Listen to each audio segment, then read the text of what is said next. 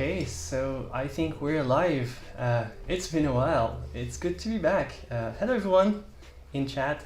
It's good to dust off my old live streams and come back for a quick, or I don't know how quick actually. We're gonna take our time here. It's going to be a chill painting session. No worries.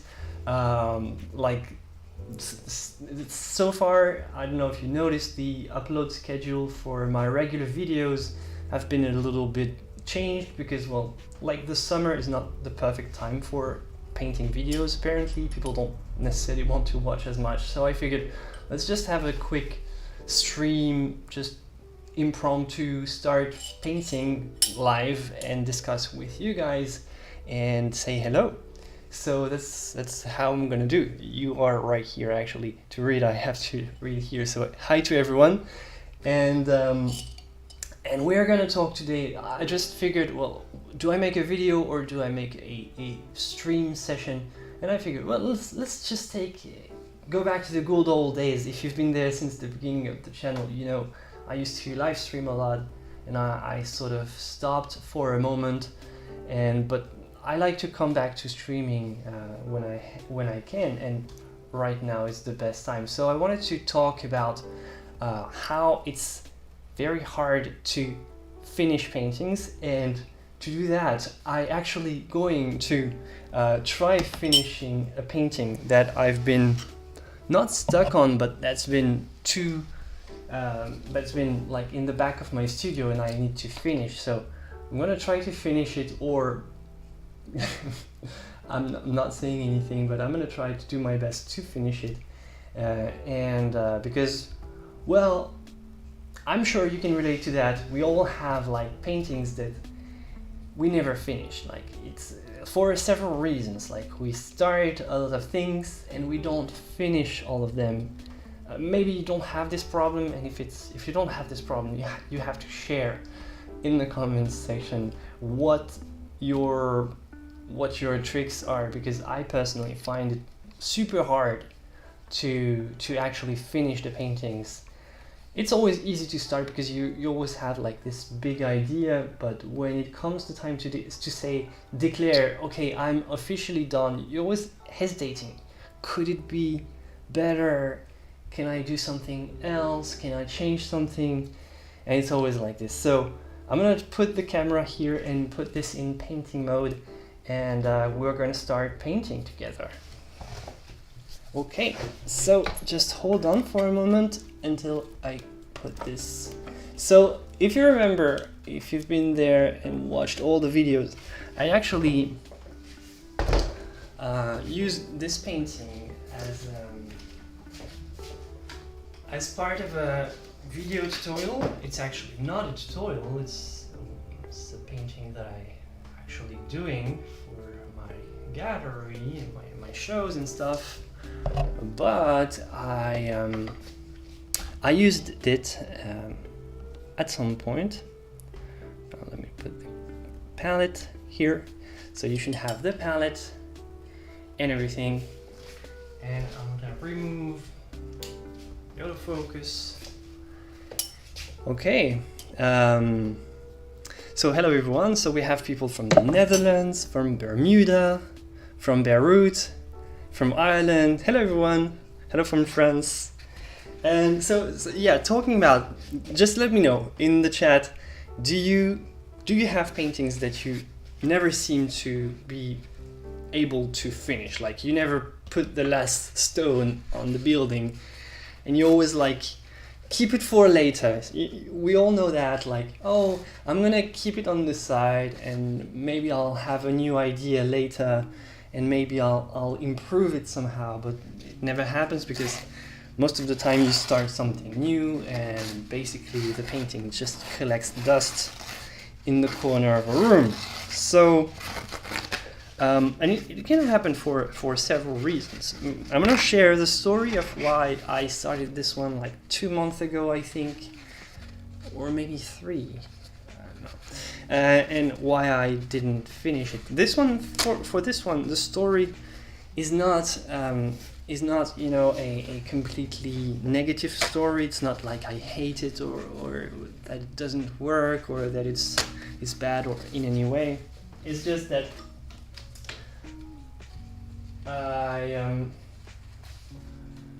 I pretty much figured out most of what I wanted in the painting, but when it was time to finish the last details, I didn't find anything exciting to do anymore.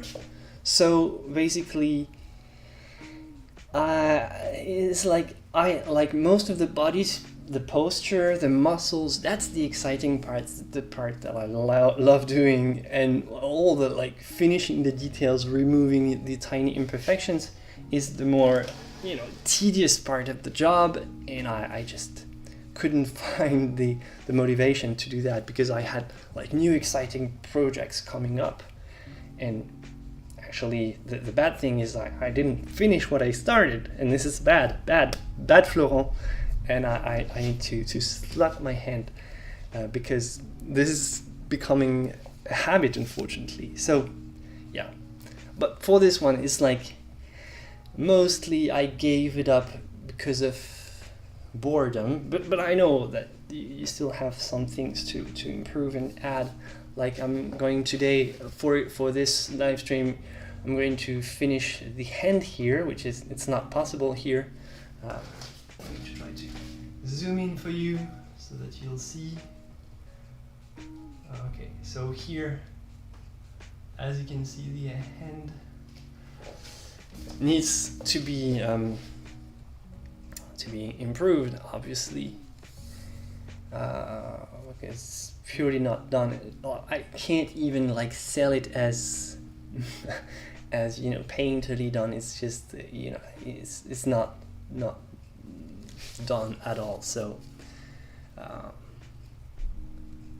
just need to perfect this, and next I have a couple of things to do in skin tones, improve transitions, you know, tiny things. But that's how it goes. So yeah, I'm gonna just grab a paintbrush, and that's what I'm gonna do for the remaining 2 hours that we have together. Maybe a little bit closer if you want. Just put it on.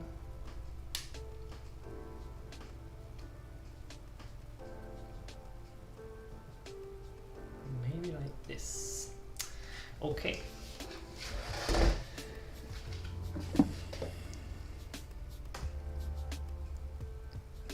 Okay, so yeah,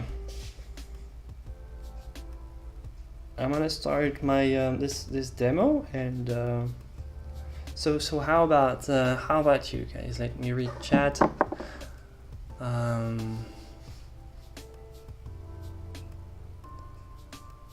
You tend to keep it not photographed. Maybe I'll change something. Yeah, that's also what I do. Is like ultimately when I have the deadline coming up that I start worrying about actually finishing it.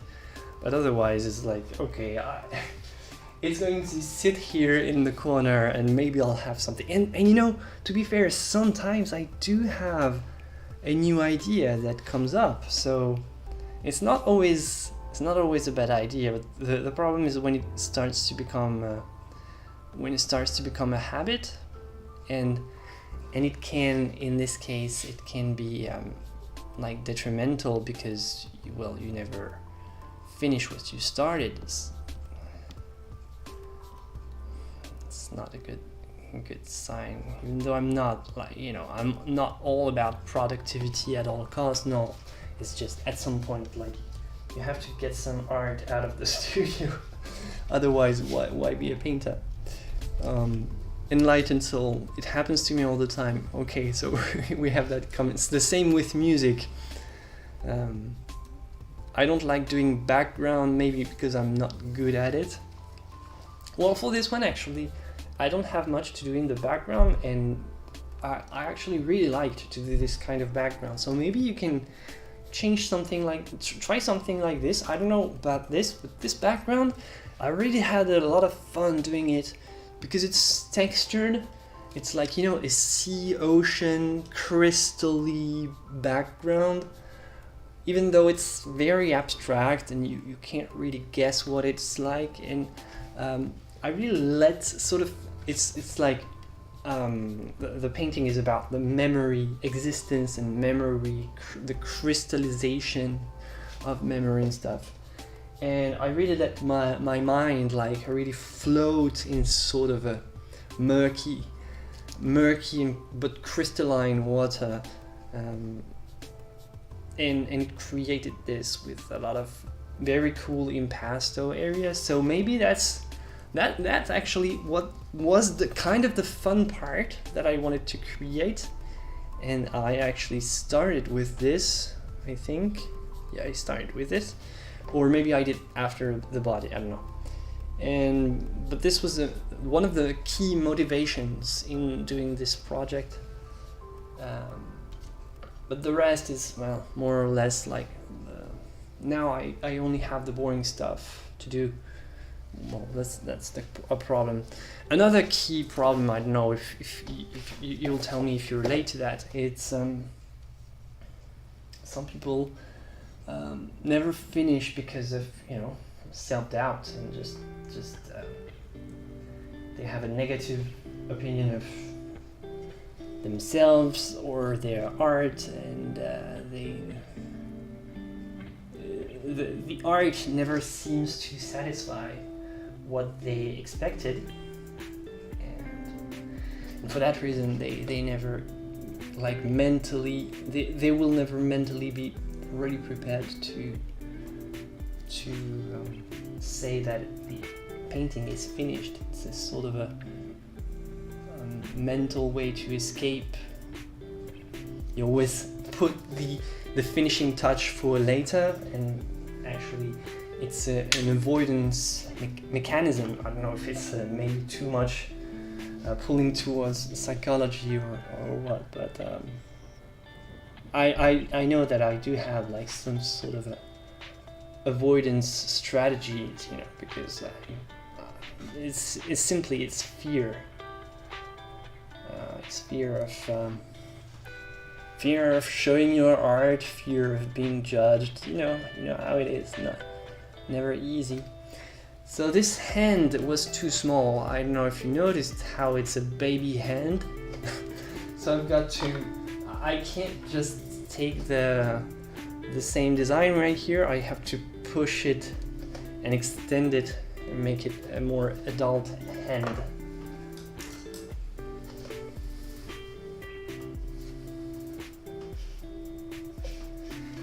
If I so really like my underpainting, I'm afraid to go in. I get different ideas for the same painting but don't know how to execute my ideas. Yeah, that's also one of the main things that stop people from achieving and completing paintings. It's like constant change of plans, and you're talking to an expert in change of plans here, because, well, I don't know, I'm kind of well known for having paintings that don't like that keep changing. I change faces, I change postures, I change. It's because I don't know about you, and I don't know what the reason of your change of plans is, but for me, in my case, it's because I paint mostly imagination scenes, like imaginative realism, and it's not uncommon that well, first you need to paint it before you can realize that this was not the thing that you wanted. But before that, because it's only coming from your imagination, you have no way to really predict that it's not going to work before you just start and try. That's one of the issues of working with mostly imagination. Like you do have a model, you do use a model as a reference point, but the model can't just tell you everything. The model is mostly a reference, but okay, so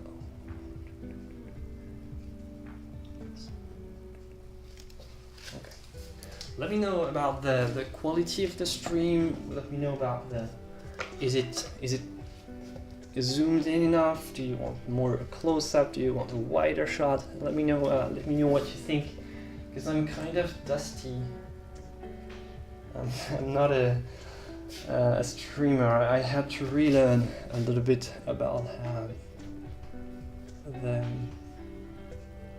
the game of streaming, but I plan to do more streaming. I have new material, and actually I found a program that allows me to use my camera, my DSLR, so a good quality camera with a good lens right here, and I can use it and plug it directly in my computer and stream with that. So it's a game changer, because that's the thing that I didn't have before, and the reason why I couldn't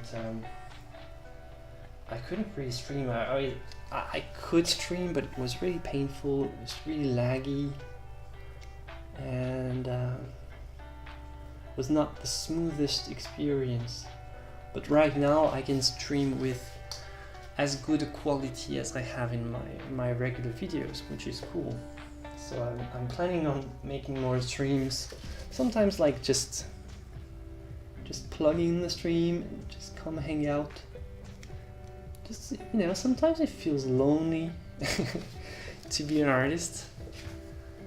You are just stuck in your studio all the time because it's so slow to paint. It's not a choice, it's just because it takes so long to paint. Well, paint this style of painting, at least. I'm not thinking about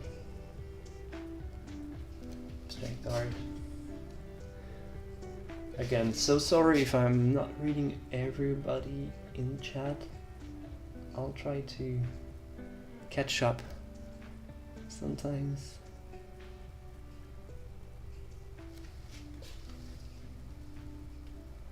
Sometimes you have to focus.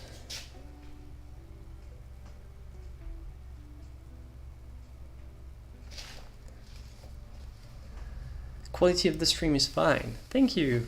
Well, this is mostly because of this, the lens. So really cool to have this lens and plug the DSLR directly. Changes everything really. And I'm actually capturing right now thanks to this program, which I never, before that, I don't know, it didn't exist, and I couldn't, so I would have to buy a completely new set of camera and stuff. I could keep my old camera, which works great, still works great, and I can use it directly. And I'm actually going to use this setup to record most of my video content right now.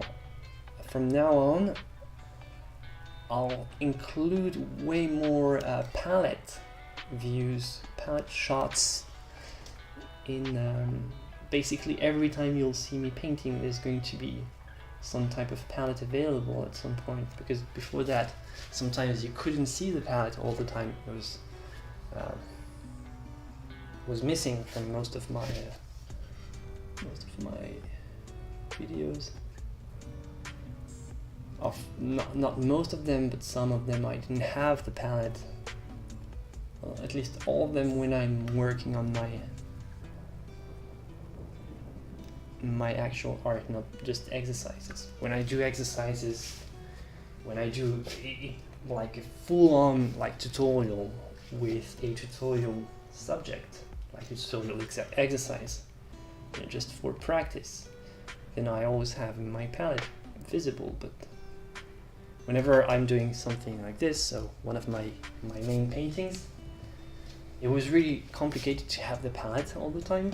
But with this new setup, I can can have the palette.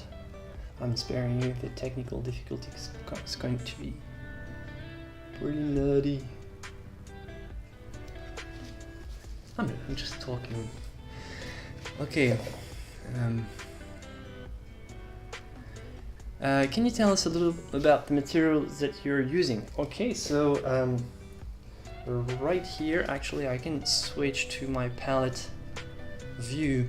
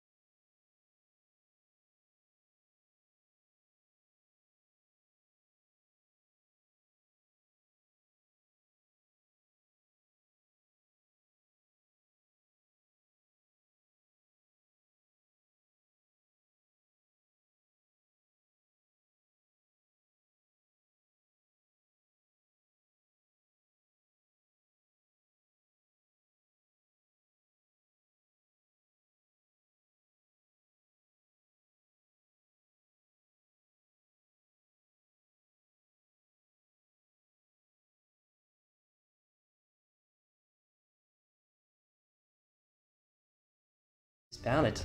So here we are, and this is no sound. Okay, so no sound. Okay. Oh, sound is back, I guess. I'm going to do this. See? Can't hear you. Okay, I get why this happened. Do you want me to do it again, or do you want me to say, okay, Florent, you suck at streaming, so don't do that? I know how to fix this. It's just I forgot something when I switched the camera. Do you want me to say again what I said or not? Are we making this awkward retake? Let me know, do you want the retake or not? Okay, I'll keep painting my head. Hey, you have to finish this painting. Oh. You have to remind me to focus on my painting.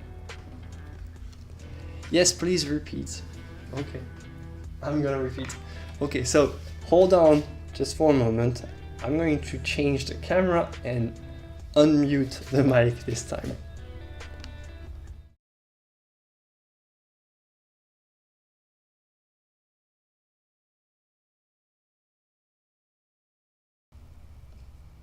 Hello, can you hear me?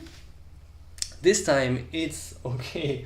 Wow, this is the first fail, but it had to happen, right?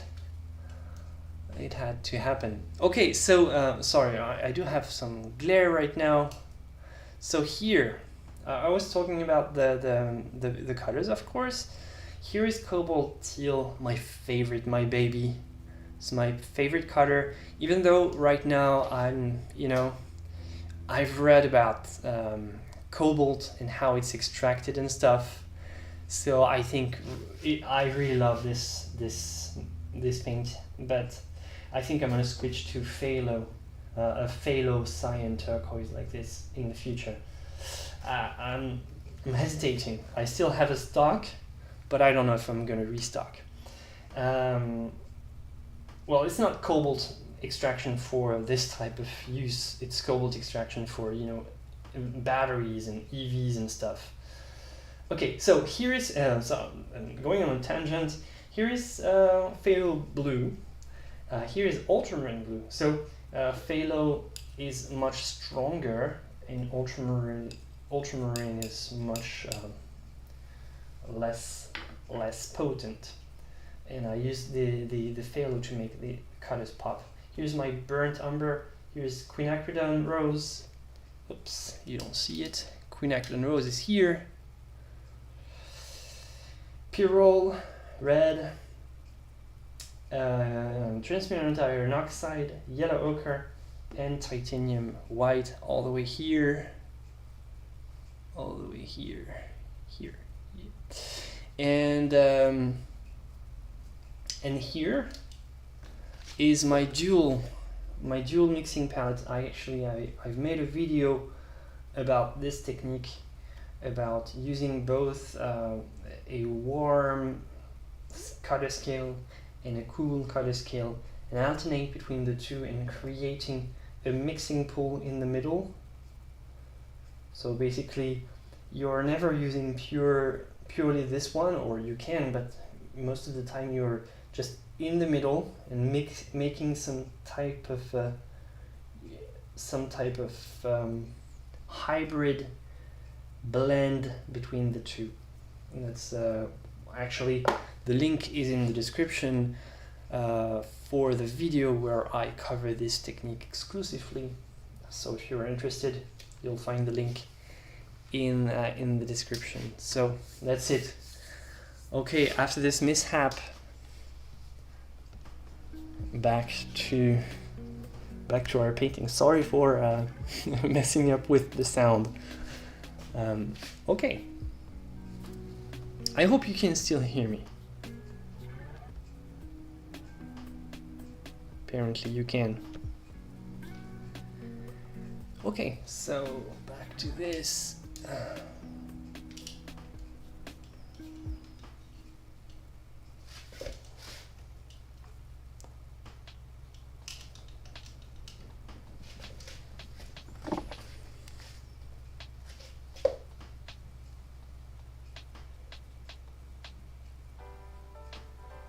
Okay, so what were we talking about? Things that keep people from finishing their paintings or finishing their work. So we talked about like self-doubt. We talked about change of plans, like ideas constantly changing, which sometimes can happen in imaginative realism. But we also need to talk about, technical difficulties, more suited for our discussion. Like sometimes it's just a technical burden, a technical challenge that stops you from completing the painting. You're stuck, like there's something wrong is happening, the paint is messing up, and you're like, whoa, what's happening there? And it stops you from. So this is the easiest fix. It's just, you just have to watch one of my videos, if they're good for anything, or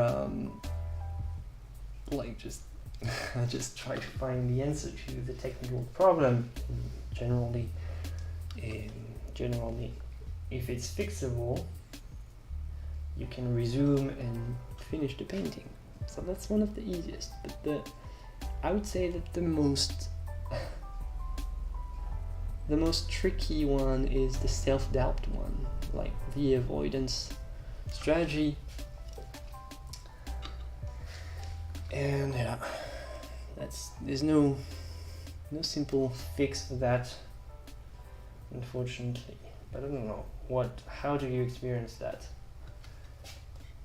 How do you deal with that? Because personally, even though I give all this advice and I make videos like tutorials helping people, most of the time when I help people, it's mostly like the technical stuff, because as I said, it's the easiest part to fix, easiest to explain. But how do we inspire people with the confidence that they are going to need to finish a complicated art project? That's hard. So if you have any ideas, any strategies that you want to share, please do, because it's always useful.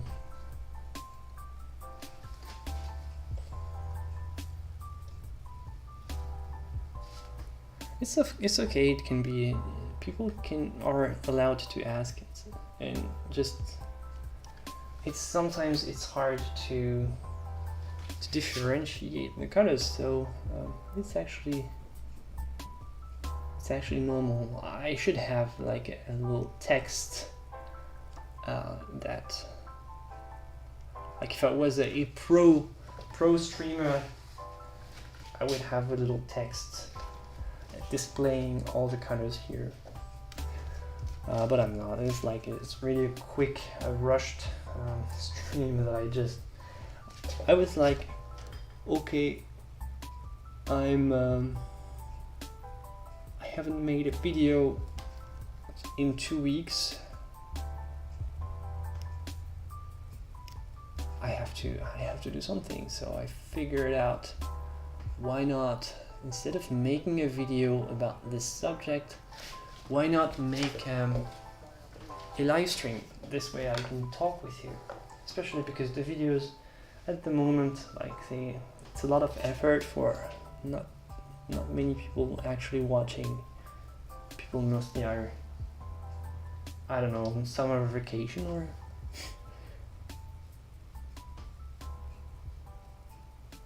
not watching painting videos. Maybe if I made videos about plein air and outside painting.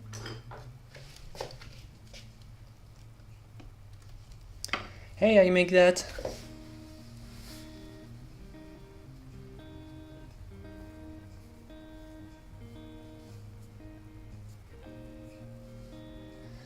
Cloudface says, don't try to compare your own art to other people's art. That's a very good piece of advice. It's one that I mean, I've said countless times, but it's still, even though, and I've said it, this is one of the main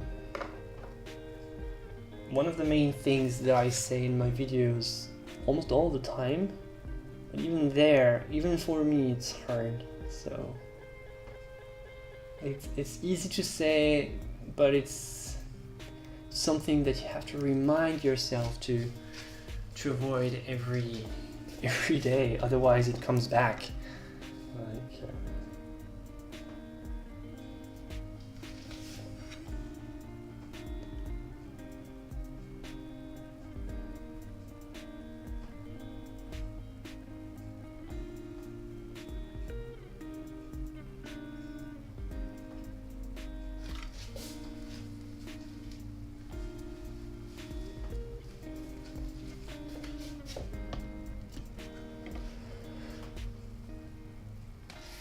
Is it possible you provide the link to the camera you use? I'm not gonna share the link right now because it's too much of a pain to find it, but I can tell you right now, it's the Canon EOS 100D with a Sigma 70 millimeters 2.8 lens. I don't know if it's sometimes the lens is the best thing.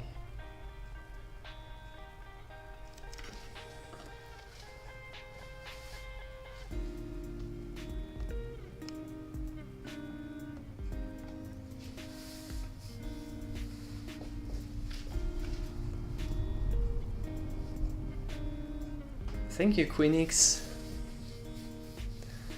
Hello to Austria.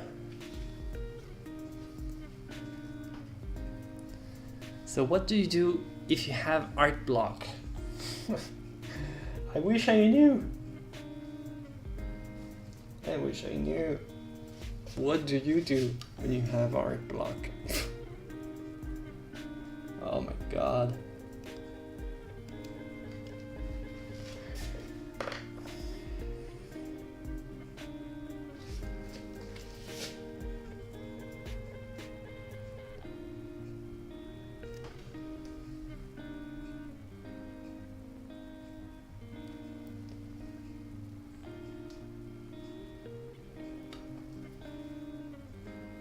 No, but seriously, what do you do?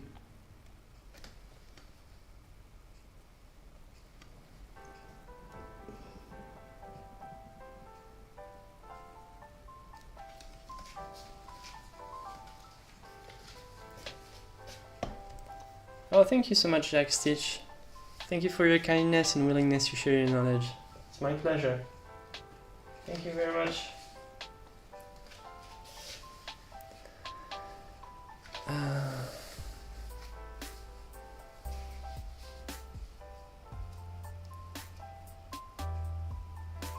Nice use of blues, reds, orange, browns and whites. Nice job. Thank you, Paul. Thank you, Enlightened Soul. Okay, same question, Paul. What can I do when I cope with art block, painter's block? Look inside of yourself. Oh. Well, how do you do that? Well, one of the things that I like to do when I'm feeling really stuck, or when I'm feeling really down, because generally it's not just art block, because my art block means I'm blocked for everything. Well, I'm lucky enough to have painting be the end all be all of my life, so everything that I do in my life is about art and painting. So when I have an art block, it means that I'm blocked, like, entirely. It's not like a hobby. It's like being blocked out of your job, like your own occupation, but not because like your work or your boss tells you to something. It's, in this case, you're your only boss, and you can't even like get yourself to actually do the work that you're supposed to do. So when you have an art block as a professional artist, it's like, okay, that's serious. Everything is screwed. But so when I do have an art block, I feel like it's like a domino effect in my entire life, because art has such a prevalent presence in my life. So when I do have an art block, what I try to do is get out of it thanks to it. It's like bouncing back on the bottom of the swimming pool, basically. Basically, I'm going to try to do some type of art that's related to the feelings that I had during this art block. So basically, feeling very depressed and feeling very bad, feeling very lonely, isolated. Well, I'm gonna try to do a painting that expresses this type of feeling.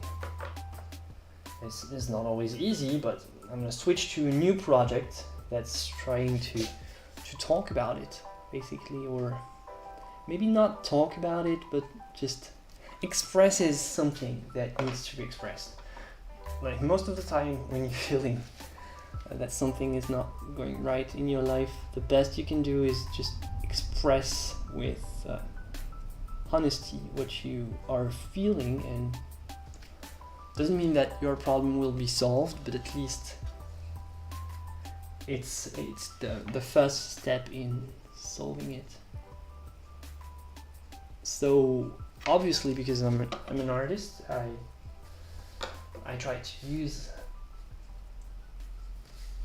my art blocks, my challenges as sources of inspiration, because it's part of the art that I make. Though, and some artists, like, they work only about, like, let's say an artist who's specialized in painting flowers.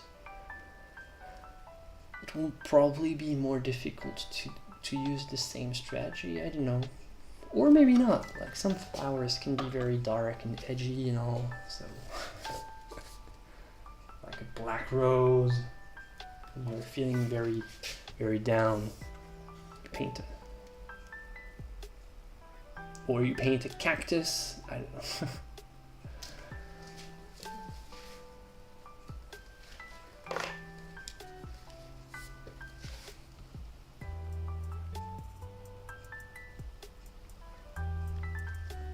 Okay, so I've got a lot to catch up.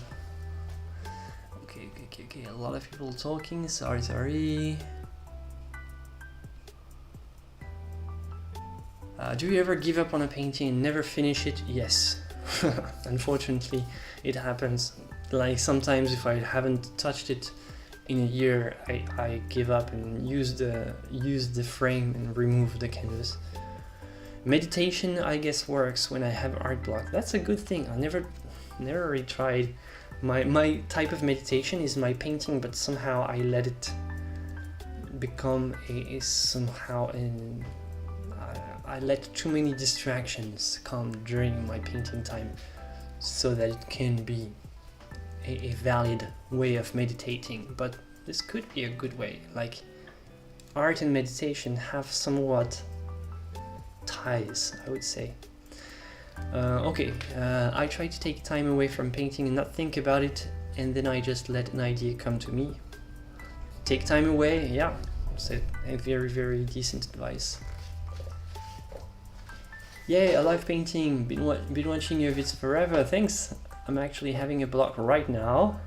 I paint minis, but our problems are similar, just finished a grisaille and now adding the color is a nightmare. Yeah, every field of creativity is the same. Like, we all have to go through the same types of struggles, but we can share about it. Like, it's not something insurmountable. It's not something that you can't overcome at any point. It's just stuff. What do you use to clean your brush when you need to change color? Just simple rags. Simple rags like this. I just have it on my table palette all the way in the back here. Here, you can see. Just either paper towel or just rags. Just wipe my brush in it. This stuff is good. Always have a cleanup of water. So you're using a water-based plus 1 cup filled with pink soap and lukewarm water. Yes. Also hand sanitizer. I plan to buy a set of brushes for each color. Well, at least for oil painting, not necessary. I also take writings of my paintings. That's a good thing, actually, putting things into words. So where the inspiration come from, what was I doing, what the subject is about, the music I was listening to at the time. That's a good advice. Take writings. Work on several projects and work on each one when my music guides me through until completion. Currently I'm working several projects. Love your channel from Vancouver. Hello, Max. I paint movie scenes until I figure something out for an original. It's a good idea, actually. Movie scenes, there's a lot of drama, usually very good light, so it's a good source of inspiration for models. Sometimes go back to a painting a year later and change something. There's always something to do. Yeah, but see, this can also be a sort of a negative mindset, because you're always looking for things to do and it never ends, like for some people. So if you can control this urge, it's fine, but sometimes it's also an escape mechanism. Susan, yeah, I think art block is really something else, low confidence or anxiety about something. When we are our best selves, I think creativity flows freely.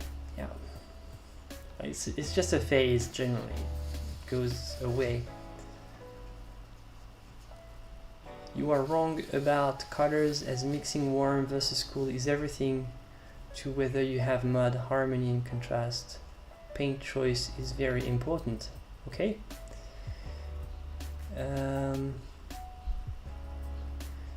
Music is the same thing. I think art block also has to do with stress.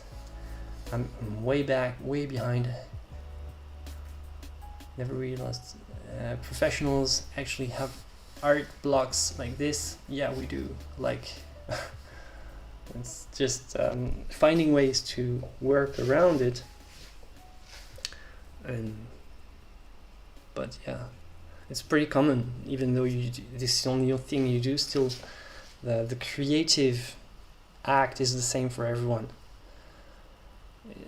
Sounds like he should be painting during the twilight hour.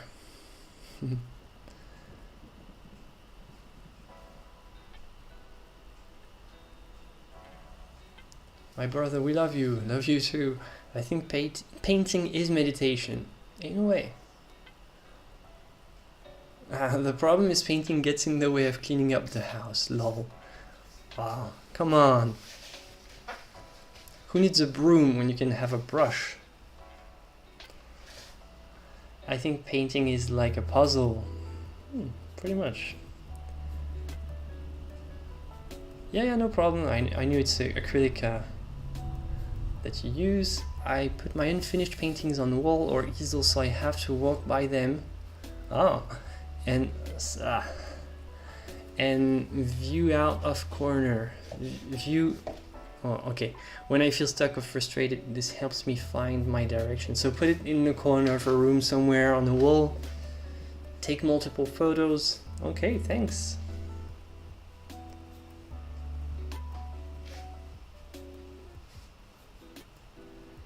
I look at thumbnails, smaller sizes. Yep, it's also a good thing. Okay, I'm gonna come back to painting now, but I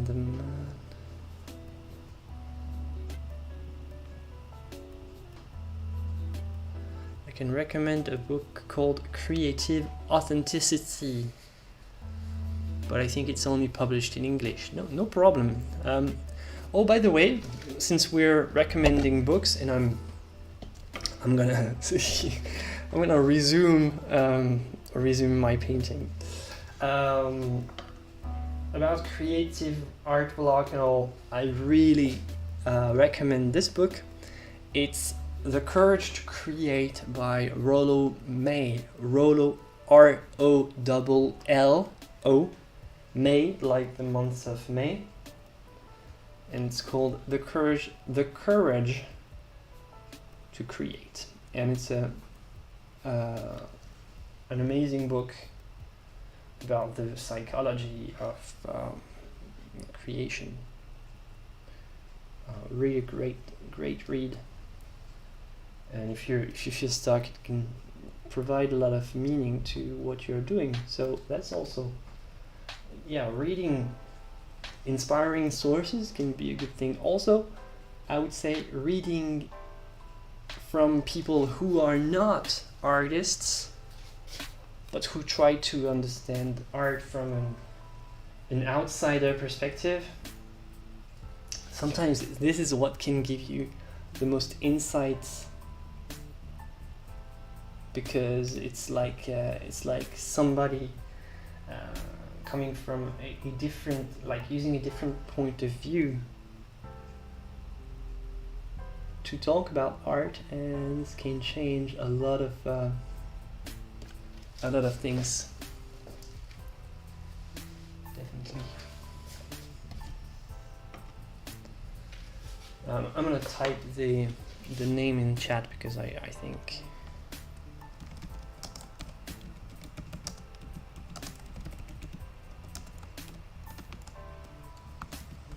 of this book.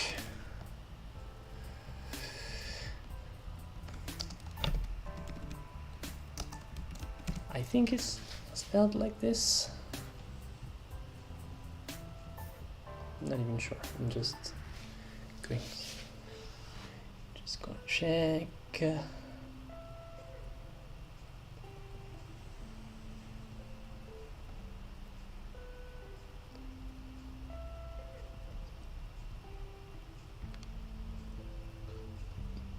Yeah, I think it's like that. Okay.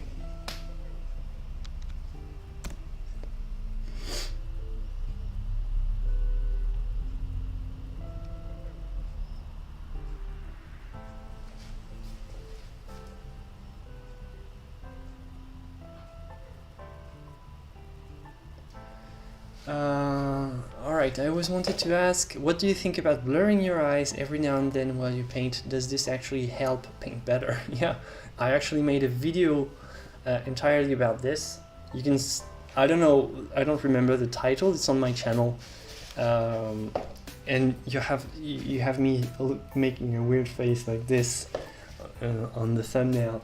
Uh, and it's one of the most essential things that I do like countless times. Yeah, it does. It's very important because it helps. It isolates the values, and it helps to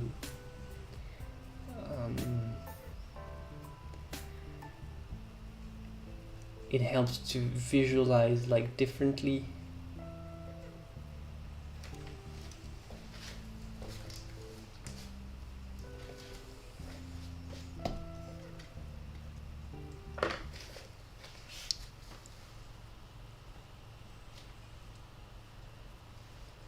Must be difficult to talk and paint at the same time. It's not difficult, it's mostly that I have to basically stop.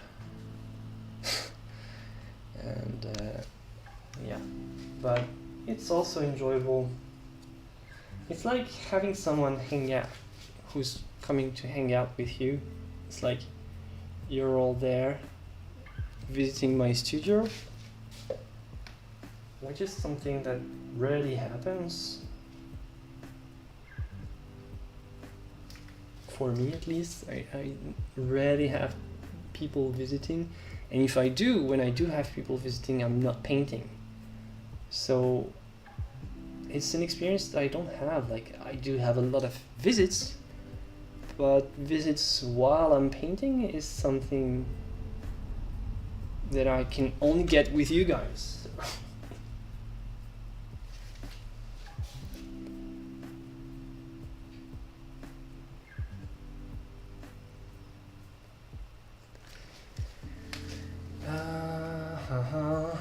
Knuckles a little bit smaller.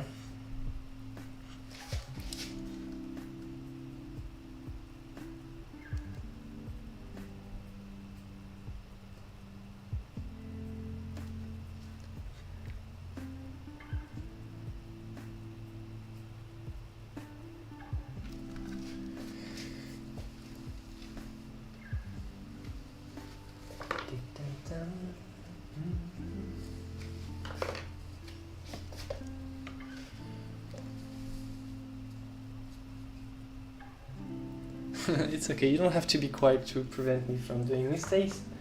I can do them on my own, thank you very much. I don't need your help to make mistakes, okay? I can make them, even when I'm alone, not distracted by people talking. I can make them, because I'm like this. Whoa, Susan, thank you. I really like your video on stoicism.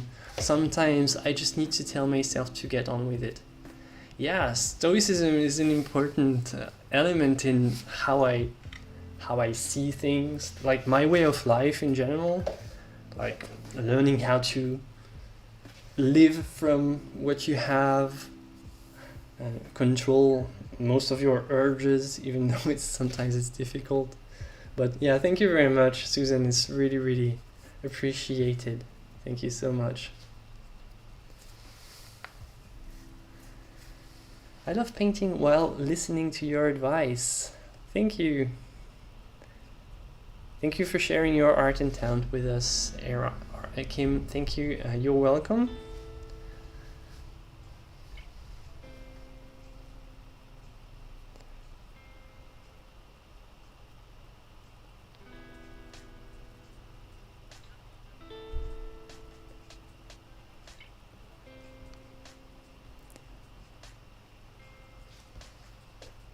So thank you again to Susan and Jack.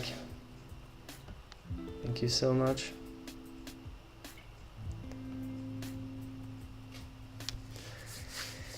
I admire your work. You're very patient with your ideas and letting them flow. Well, I'll try to be.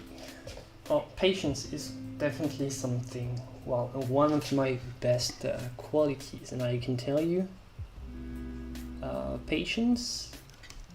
If you want to do this type of art, you have to be patient. If you are impatient with this style, no, it's a no-no, it's a no-go, because, well, just like it simply can't happen quickly. It's not a thing. It's not happening.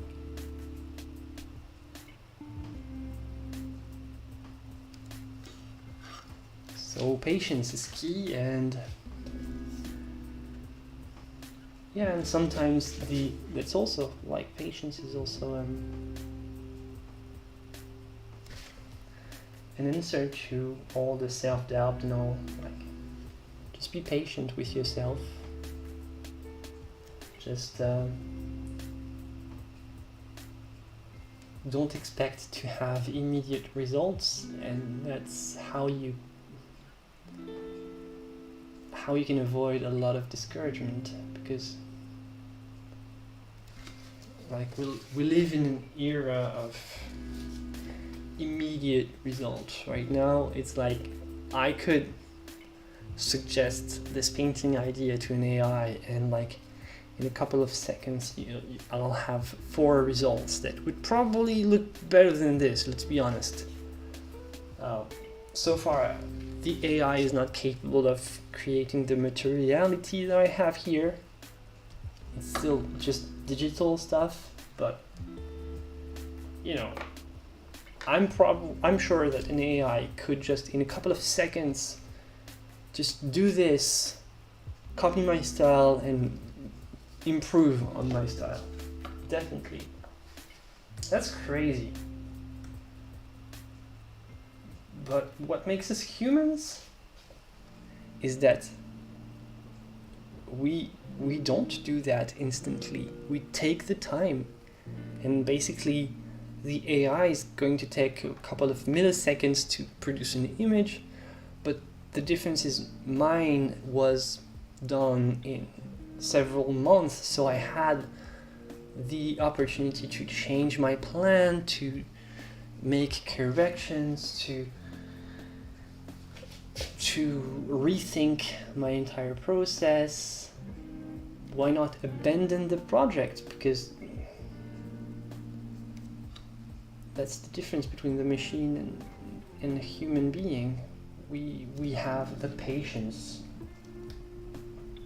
We don't have the choice. We have to take our time, and the time that it takes is part of the meaning of what it produces.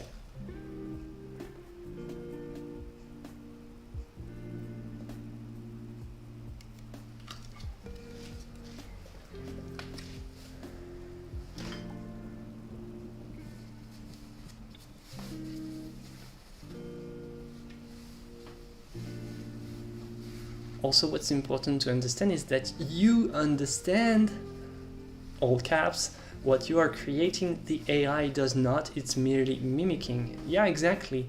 The AI is based on a pixel by pixel representation. It's not a representation, a pixel by pixel diffusion. It's called diffusion. Well, a human being is doing a representation. It's based on symbolism. What does this symbolize? What does it evoke to other human beings? And yeah, this process, it's the patience makes this slow and tedious process of symbolization much more meaningful, because if you give it time, like new ideas emerge, and you start as Propheto said, like you start to understand what it means, or maybe you don't understand, but you offer something for understanding.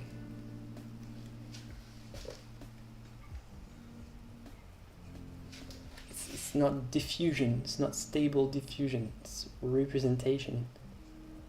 It's just not the same. I have nothing against AI images. I have something about calling it AI art, but after that it's as an image producing tool, it has its place in our world, I don't know. But insofar as it creates art. No, I don't think it creates art. That's the biggest difference. It doesn't create art. So it's a, they try to say, they tried to really coin the term AI art. That's really a misuse of the word, but you know, I don't care. I'm doing something that's basically been outdated since the invention of photography. Can't be mad that as a painter, I'm becoming technically outdated for a second time, because the photography has made painters like completely useless already as image creators. Before that, painters were making images. After photography, painters had to rely solely on making art. And I'm fine with making art. I think it gives more meaning, the fact that we have competition.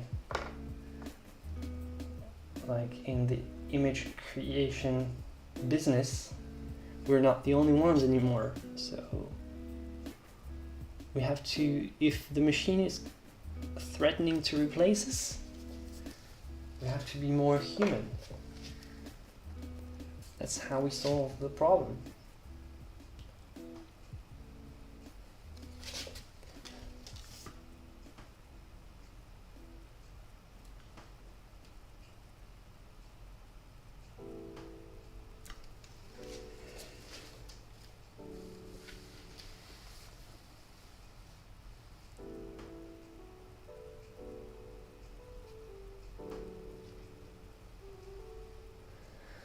Okay, so I have a question. Do you ever make other types of art? Personally, I like switching between painting, drawing, sculpting, and crochet, for example.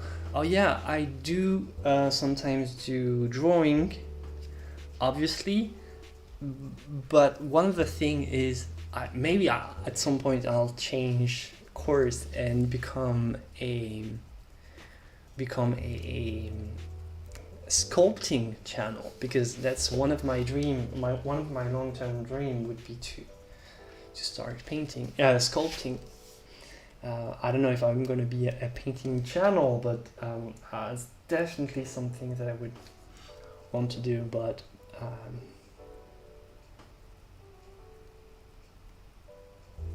sometime in the future.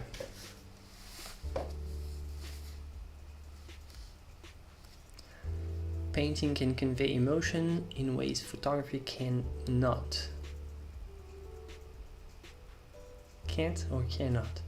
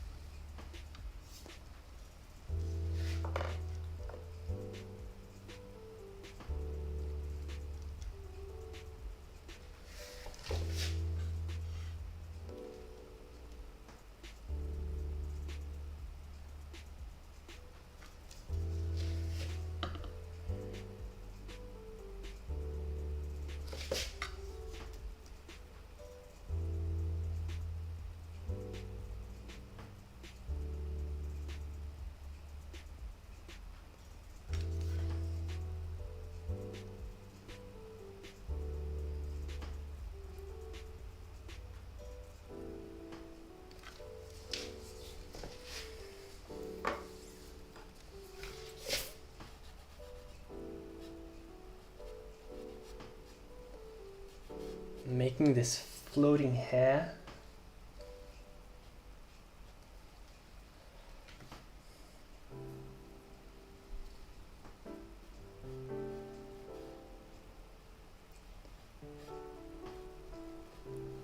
But I have to be careful not to be too descriptive, because I don't really want to make this, this impression that's very, very, flowing. in sort of an underwater scene. So using this to paint hair and not using a small fine tip brush, because I just want the texture, I want the effect of the hair, not the actual appearance of the hair. I want the effect of groups of hairs, not an actual individual representation of each strand.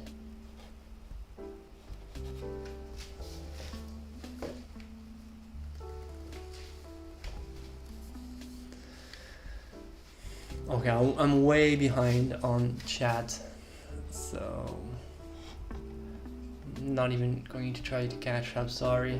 My favorite mediums are. What's the difference between oil paint and acrylic paint? I think it's drying time mostly, and also I would say the aspect, like the gloss,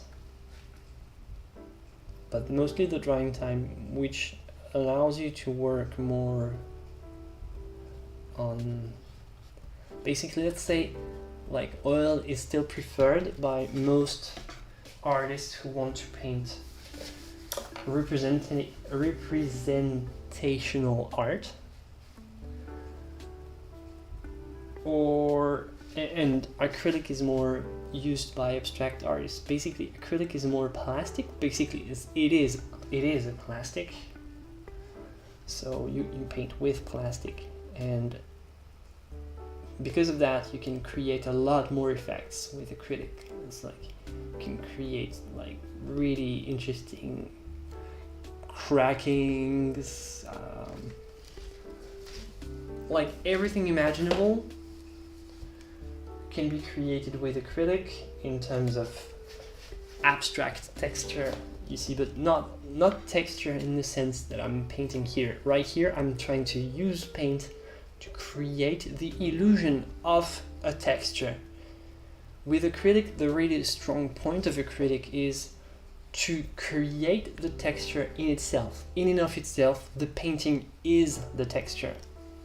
Right now with oil, the point is more to try to mimic and replicate the appearance of a texture. So oil paint is much more favorable for artists who want to create an illusion, a mimesis of reality, whereas acrylic is a lot more useful for artists who want to create, like, paintings with very strong drippings, huge impasto, lots of drippings and stuff.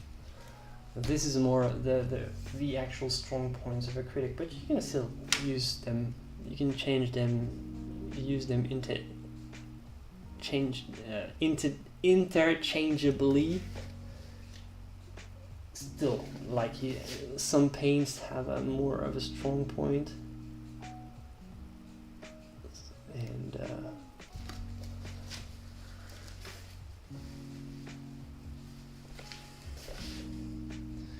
yeah, like all the there was a is it still a thing, the pouring era where people would pour lots of acrylic paint on a flat surface? Like, it used to be a meta on YouTube, like you had to do the acrylic pouring video where you make this mouth-watering, shots of paint, like wonderfully blending. I loved watching those, even though I've never been attracted to pouring as sort of an art form, but always like to see paint from up close, and when you see the paint pouring, it's really cool effects. I don't know if it's still a thing. I guess it is, but there was a huge moment in on YouTube. It's already in fashion.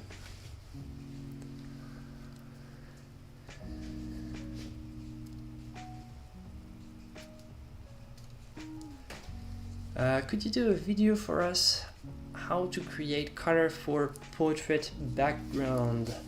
Yeah, I could. I don't know if it would really bring a lot of people in, because I don't know, not a lot of people are really very interested in backgrounds, but I guess I could. I'm putting this in my idea box, my suggestion box.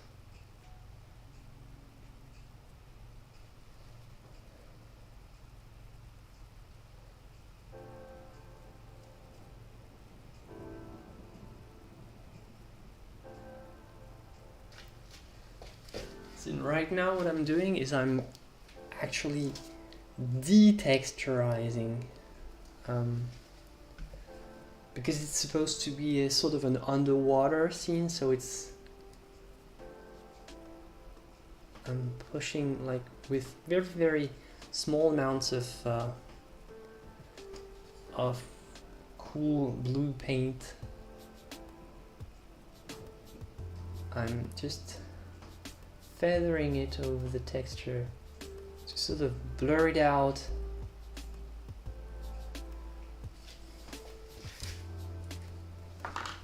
I don't know what I'm doing most of the time. Mostly guessing.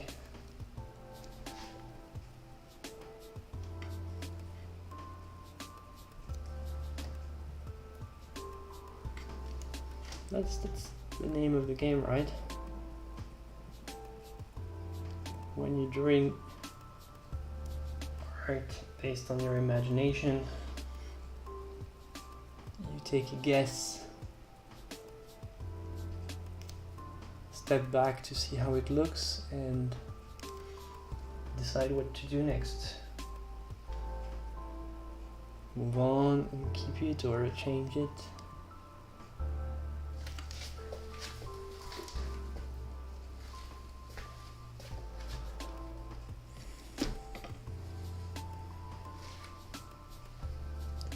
Maybe another way to say that would be to do a video on creating a lot of depth in a painting. So it takes someone deep into the picture plane. Yeah, that's also an interesting topic. Definitely something that I do. Most of the time I try to do paintings that have a lot of 3D to them. So definitely something I can do.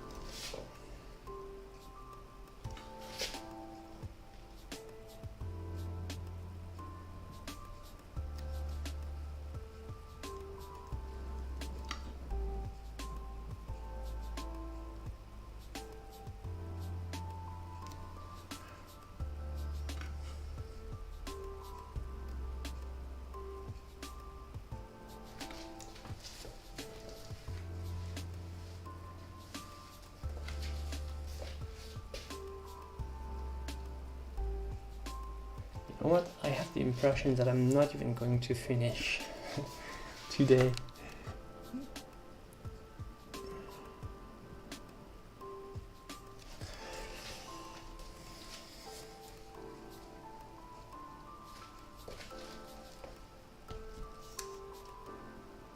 I'll do my best, but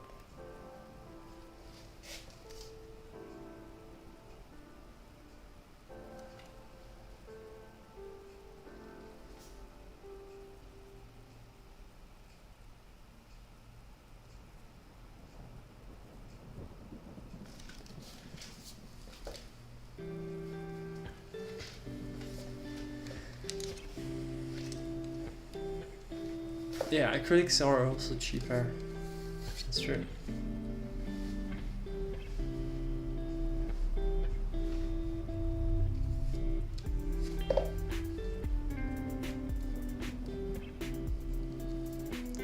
Oh, thank you, Susan. You're so nice. You have the best color course on the internet. Thank you for the care in your courses. Thank you so much. Thank you.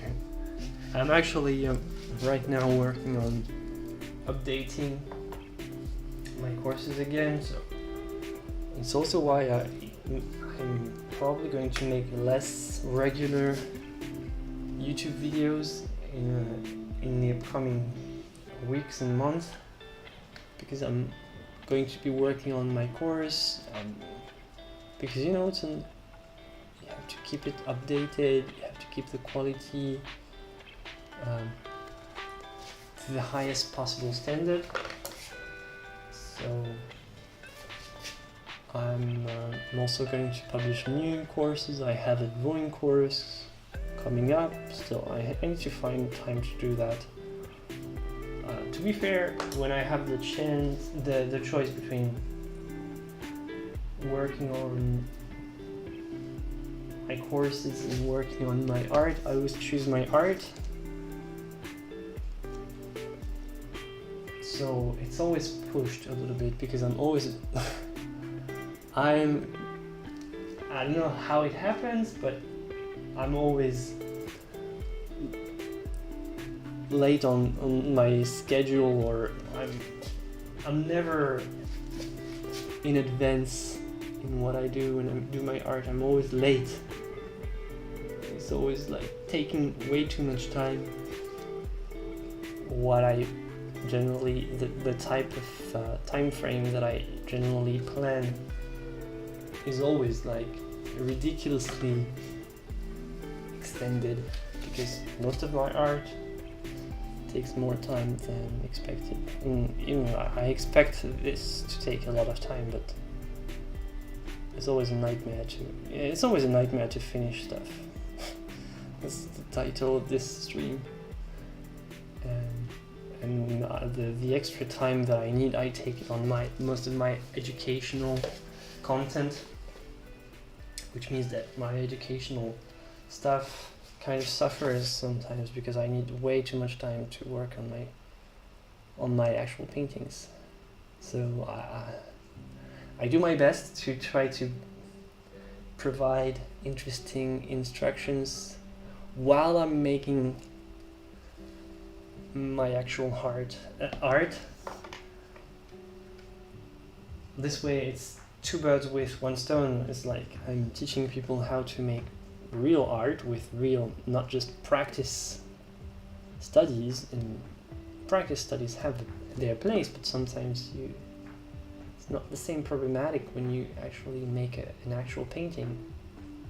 It's not just supposed to be for YouTube, it's supposed to be shown, it's supposed to be in a gallery at some point, it's supposed to have a life of its own. And the problematic is very different when you take things from this perspective. So I try to do my best to combine both my art, the YouTube, the courses. It's not always easy, but do my best, and thank you for the support, because, well, without all of you, really, I wouldn't be much. I'd be just doing my art for myself, probably. Like a lonely hermit.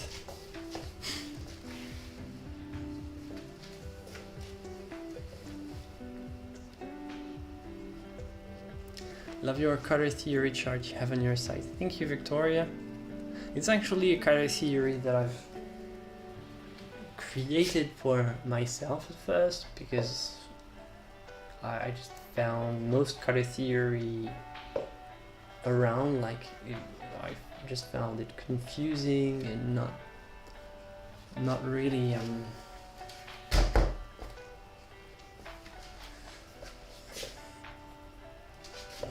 not really accurate. I'm glad that people can find it useful. This is why I put the free version that I made it available for free. Like most of the theory, most of the color theory is available for free. It's just the extra. It's with so yeah, and I made it completely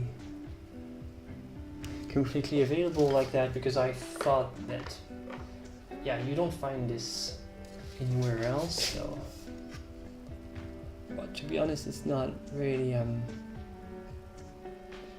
it's more my own mix and match of taking all the best features of all the different types of theories around and making it into a practical thing. Not much really. I didn't create anything. It's more I reorganized pre-existing content.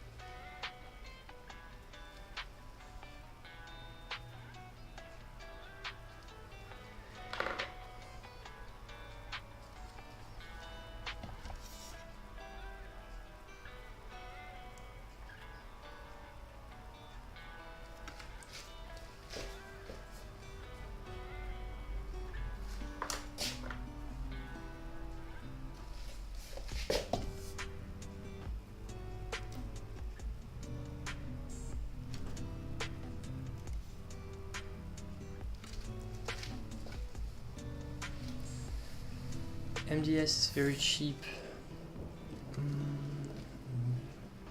There's a discussion about MDF. Yeah, MDF is fine for like small studies. Just don't expect to keep the thing long term, or just to present it to a gallery or an art show. It doesn't have like a very, it's not very reliable in terms of quality. Like it's not the best, but well, you know, still I've seen work on cardboard in museums, so I guess everything is possible, but it's not the best quality. This one is this is canvas. Now I do work on MDF panels. Like for example, most of my small YouTube demonstrations are made on that. Like just a small panel, cut it to size, and after that, well, I'm not gonna give my color study exercise to my gallery or anything, so I don't mind if you have awards or anything. It's okay, no problem. But it's not completely reliable. But it's a cheap way to make studies, very cheap. As long as you have a good gesso, you can basically paint on anything. That's the cool part.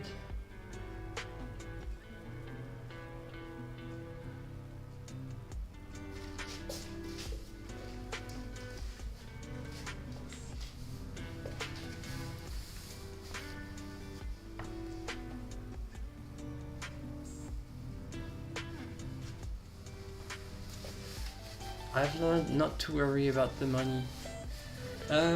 Yeah, but for small studies, if you just want to practice, it's better if the thing is basically almost free, right?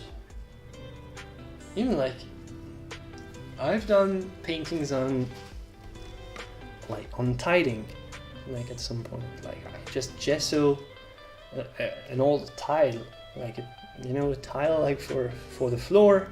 You can do that. You can gesso that. You just sand it so that the gesso can adhere, or use the backside, and it's a perfectly good panel. Everything gessoed is going to accept the paint pretty well, as long as it's not porous. Everything can work.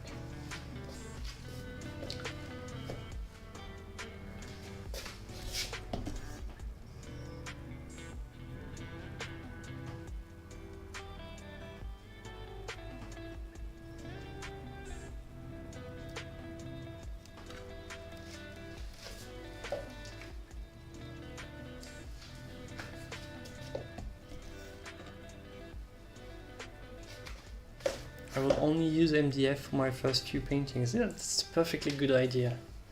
And it's actually better to use MDF than like bad quality prepared canvas. Definitely.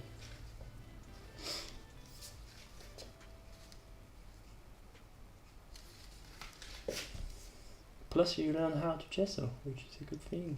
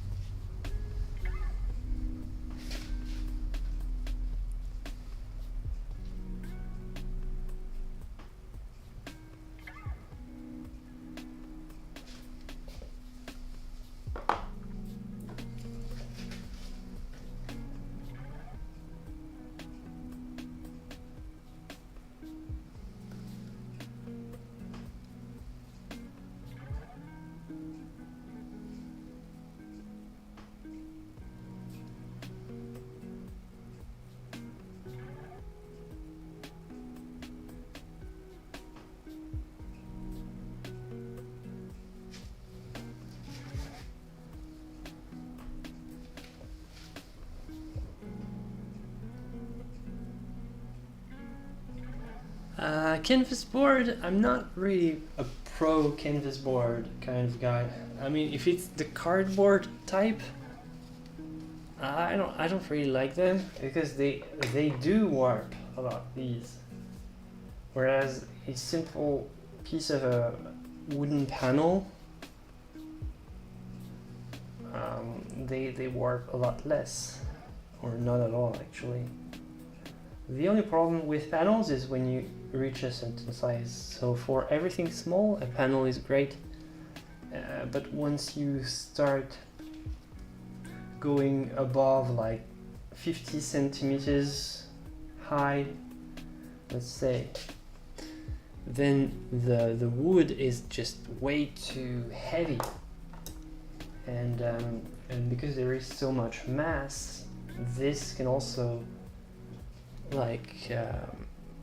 start causing more problems due to humidity and heat. Like over time, wooden panels are less, they can cause more problems if they are bigger, let's say. Let's just say that. Canvas boards, like with the cardboard, I don't like them. they're too flimsy, and I don't bother with them.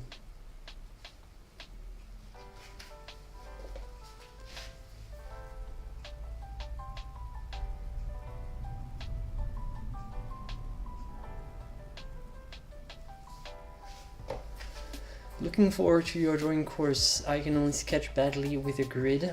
Yeah, well, you know, it's a habit to get into. It's only the problem is, like, you have to go through a very frustrating period of training before you can move on and be more free in the painting. And you have to be very frustrating with yourself, very restricting at first, so that you can be more free afterwards. But a lot of people, they don't want to go through that, and this is why I don't know if this drawing course will be for everyone. Definitely, I'm kind of taking a risk. I'm making less. I'm sort of niching down, so to say. I'm making less available for everyone and more for people who are really invested, because it's going to require a certain effort. It's not going to be a, hey, this is going to be a quick, easy way to make wonderful paintings. No, it's going to be difficult, because, well, nothing is easy. And the course itself is sort of, it's an enjoyable process, but it takes a lot, it requires a lot of effort, because that's just how drawing is. So I'm trying to make right now I'm working on how to make it more like easier to understand, but still high quality, so that you can paint high quality drawings that will lead to high quality art. It's not easy to make this digestible, so to say, because sometimes it's very intense, like it can be very intensive, so kind of intense in a way. But I know that it works, because that's how I learned by myself with techniques that I used at home. So definitely it can work and produce great effects, great results.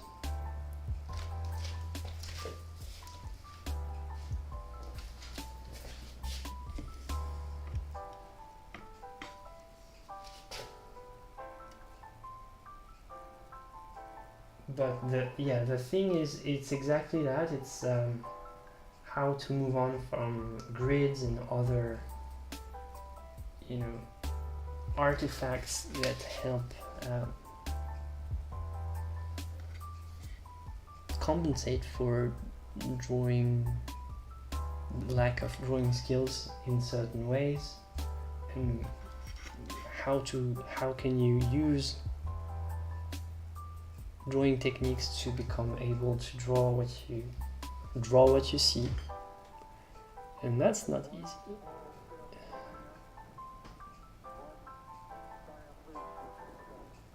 Like I said, I've been working on this for a long time, and it's been always pushed back.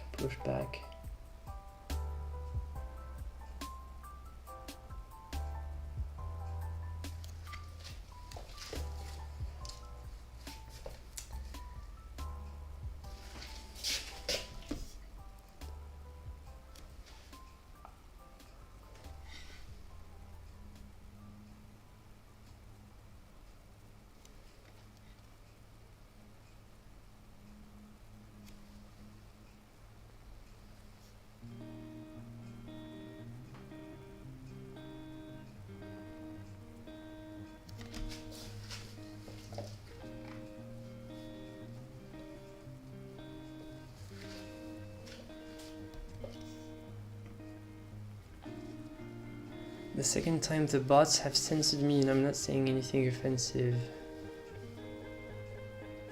I don't know. Maybe, I don't know, sometimes they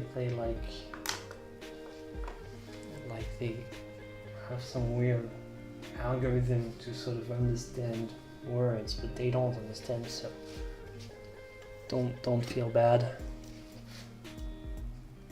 It's our automated overlords.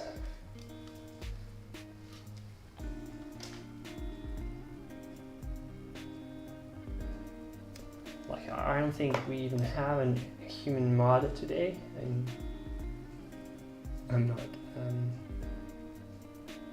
So far, we didn't have any troll or we didn't have any bad words, so everybody very respectful in chat. It's good, it's family.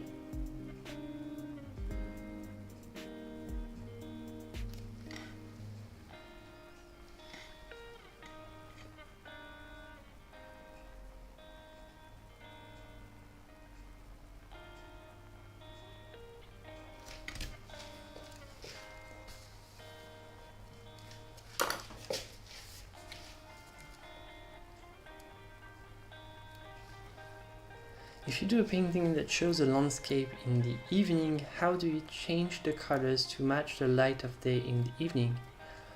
Well, if you're like Claude Monet, you would go there in the evening, and you would go there in the morning, and the next day you would go there in the afternoon, and you would go there several times and see how the light and the colors work differently depending on the atmosphere.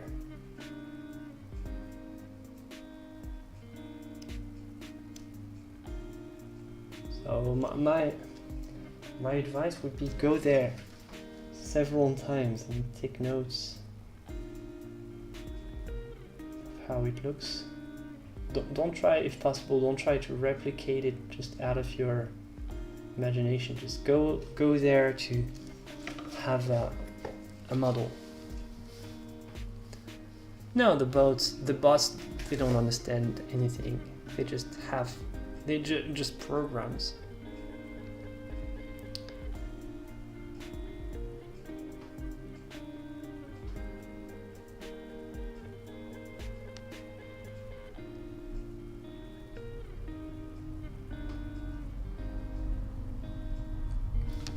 Everything is so different with a different light. Using a reference with the same lighting as your painting is really key, I think.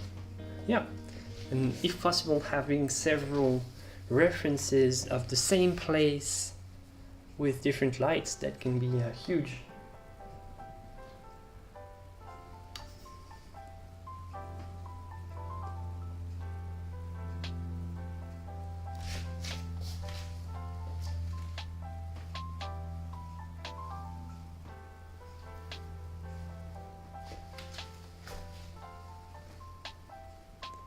Hi Felicia.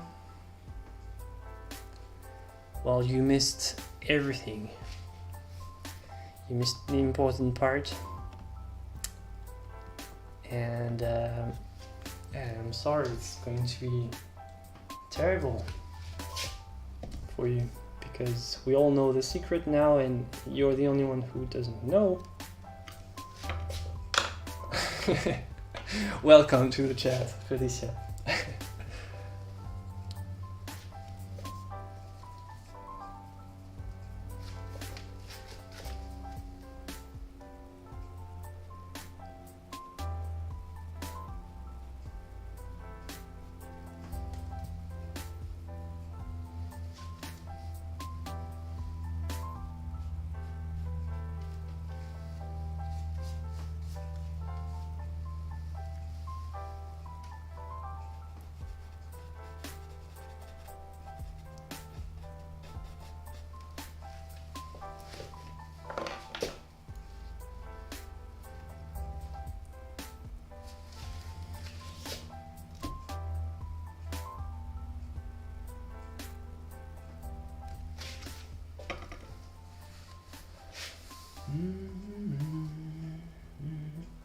I don't know why I put so much quinacridone when I know I'm going to use so little. It's just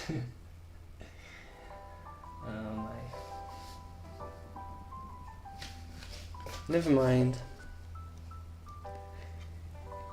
You know, because I never waste, I'm going to put that back in the tube when I'm done. See it? This big stack, I don't know if you can see it actually. Yeah, here. Big stack here, but I'm only going to use a very small amount.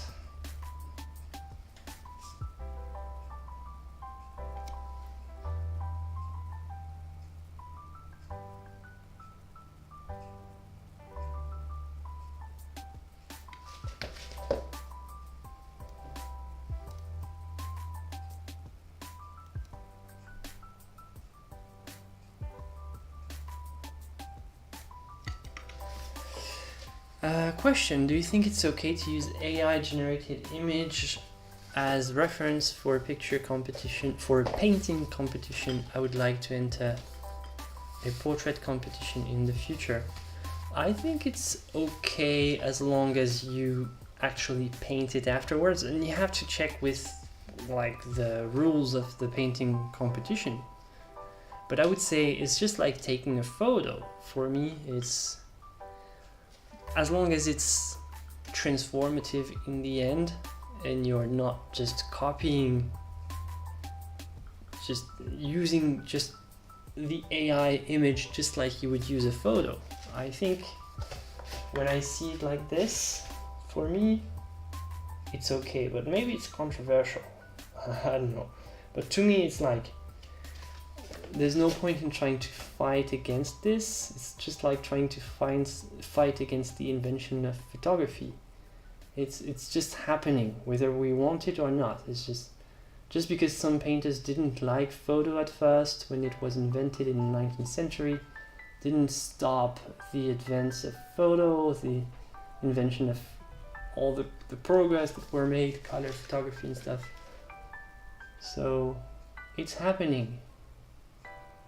Can AI give good reference pictures? It depends if it steals them from other artists. That's a different debate. That's not. But obviously, if the AI is sort of stealing the style of someone else, I would say no. Obviously not. But let's say you just want to. You want to paint a starship for a science fiction painting, and you want ideas for the engine. You can ask the AI to suggest engine for a sci-fi thing. That's how I see it, basically. Like for example, here I could ask an AI, for example, to give me a crystal. Like I would say, I don't know how you use exactly the props and all. I would say, hey, find an idea for a crystal with, I don't know, a gem inside of a crystal. I don't know, something like that. In this way, this would be, I think it would be fine. Like, I'm not going to just take away an opportunity to find reference pictures, because I use everything I can to make my images. So yeah, if I need a reference for some type of weird thing that you can't find in a photography, I don't see a problem with that.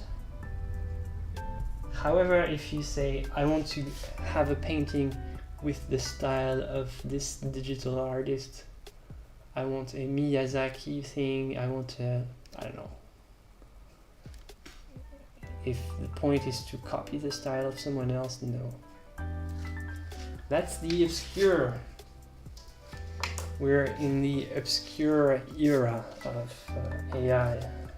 It's not figured out yet. It's just like photography at first wasn't all figured out.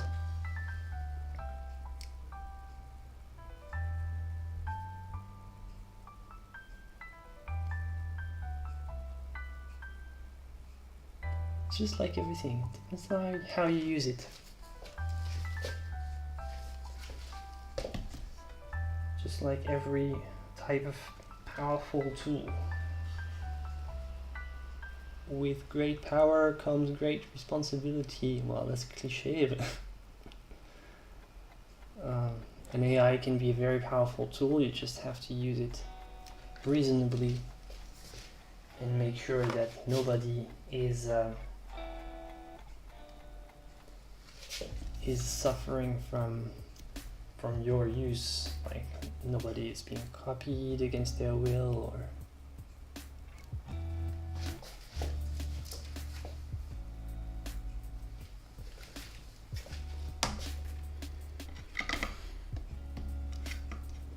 is it possible to have a lot of detail in mini paintings? I don't know much about mini paintings though, so I can't say.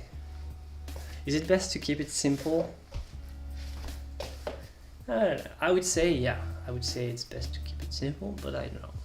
Maybe more details make it more exciting. I don't know. Depends if the intention is to do something with the mini afterwards, or collect them, or play with them, include them in a set, or the level of detail changes depending on what you intend to do with this afterwards.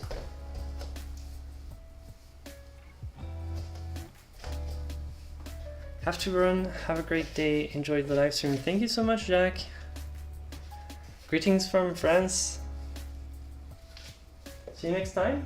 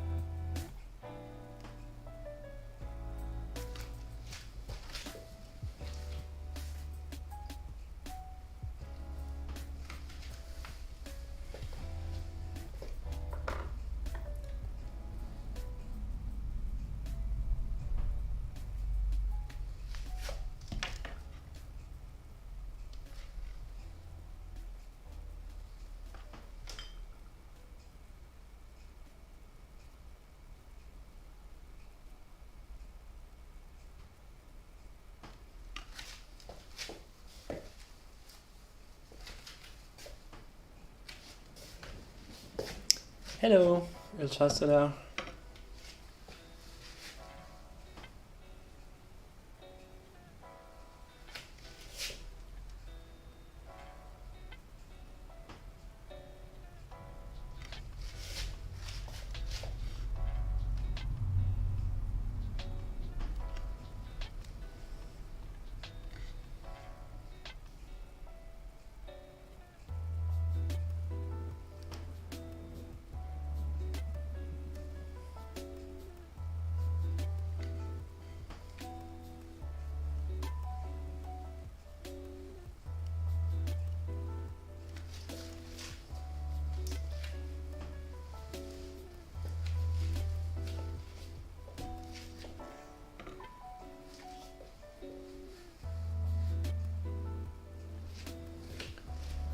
I have a question about art universities. When you make a portfolio, do you need to be very skilled? I don't know.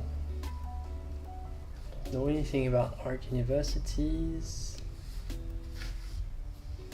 I don't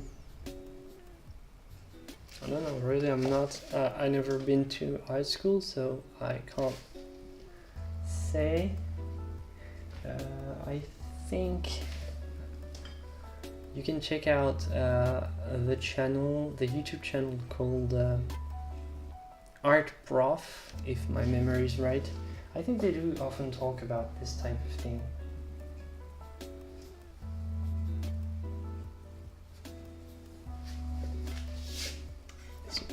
Yeah, I think it's Art Prof. Singular.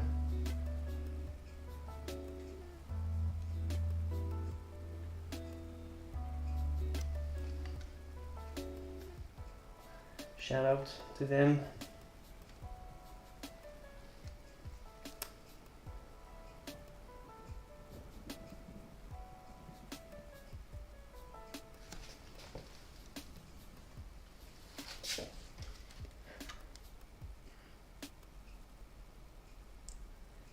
If it looks like I'm not doing much and changing much in my painting, it's because it does, and I am not doing much.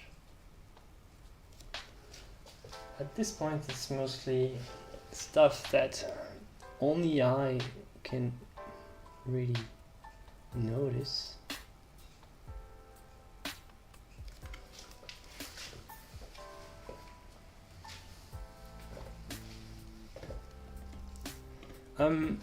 Couple of kilometers north of Paris.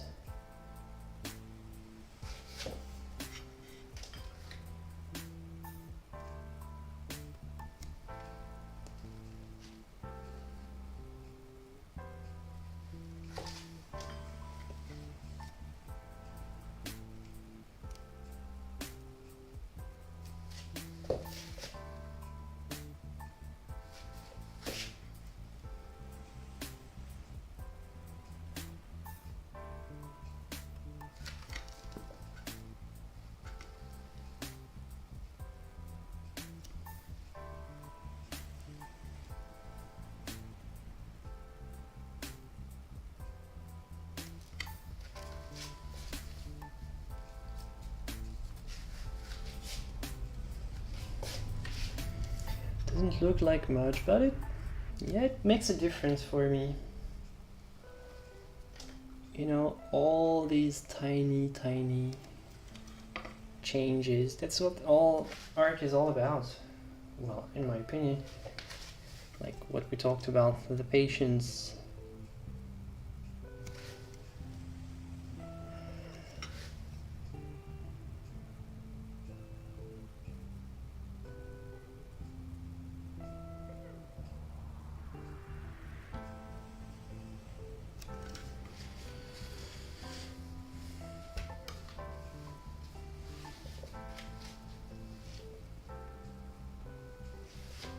So what are you guys doing while I'm painting? I'm curious how people watch this content. Are you doing your own thing?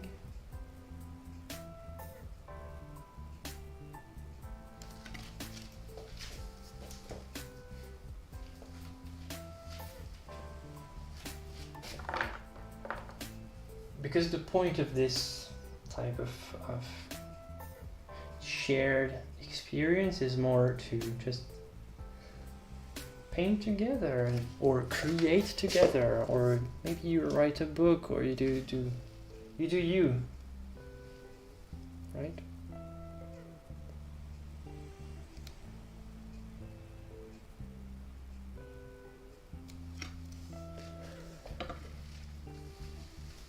Drinking coffee. That's a good plan.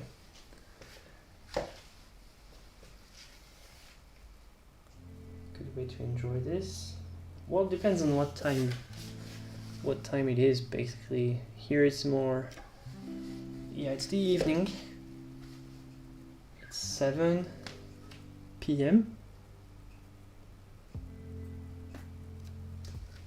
But I guess depending on where you are, maybe it's just breakfast for you. So if it is, good morning. Maybe it's the middle of the night. I don't think, I think we don't have our,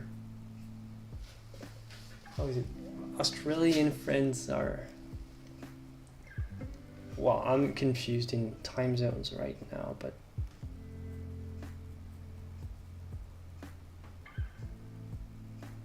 the internet time zones don't exist anymore.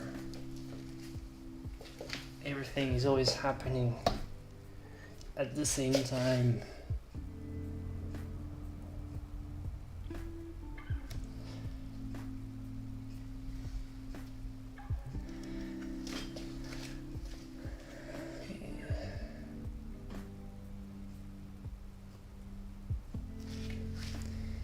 It's 18 o'clock in Brighton. How do you use this type of time writing, Cloudface? I thought it was all about, like, I don't remember that you use 18 o'clock and stuff like this for time. I didn't know that, or didn't remember, maybe, in England. I prefer, personally, like, I'm always like punching my head trying to figure out what is PM, what is AM again. Right now it feels better, but it used to be awful, never really knew. Whereas 18 PM, 19 PM, 20 PM just makes so much sense. There are 24 hours, why don't we count them all? After all.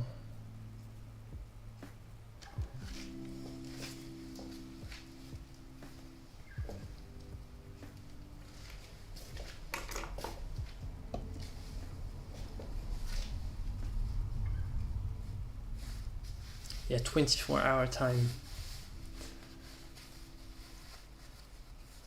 See, I'm from Australia, 3 AM, so it's 3 in the morning. So you're either a super early bird or a really, really late night night owl, I guess. It's because AM is the morning. I usually 3 AM. I don't even consider it morning. It's not like 3 in the morning. Yeah. But here we can say that in French. We say 3 heures du matin, which means 3 in the morning, even though it's basically night. But yeah, it's the morning if you have to wake up super early, I guess. I've tried both to paint in the morning and late at night or early in the morning. And the most, because like normally I paint late at night. It's my usual schedule. Keeps me awake pretty late during the night. Like around, I finish at 1 AM usually. Between midnight and 1 AM. Basically midnight is when I start thinking, hey, maybe it's time to go back soon, and 1 AM is generally the time that I actually leave the studio. But I also tried to wake up super early in the morning to see if it would just free up more mental brain time or something. It doesn't really work that well for me.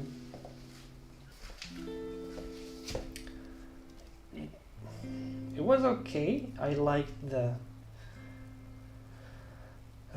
serenity of the morning, like very early in the morning. But the problem is that I would wake up everybody around in the house and all. It's like when I come back late at night from the studio, because my studio is right next to my house, so important factor here. I don't have to travel.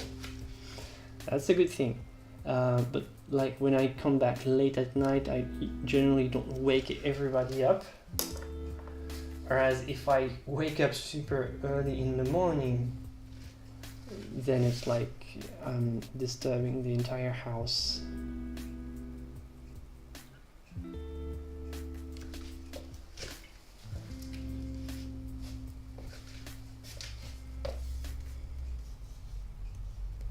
Couldn't sleep, been watching your videos all day, so you were alive. Hey, thank you for being here, sticking around.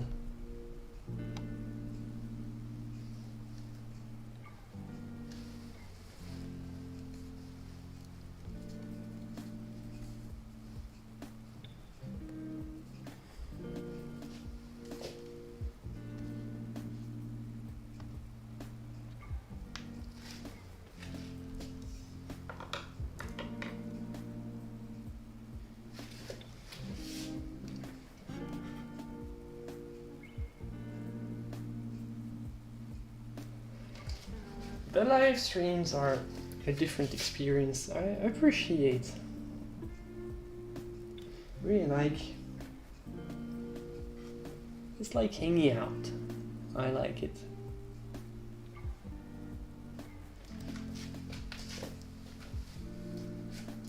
Sometimes it's just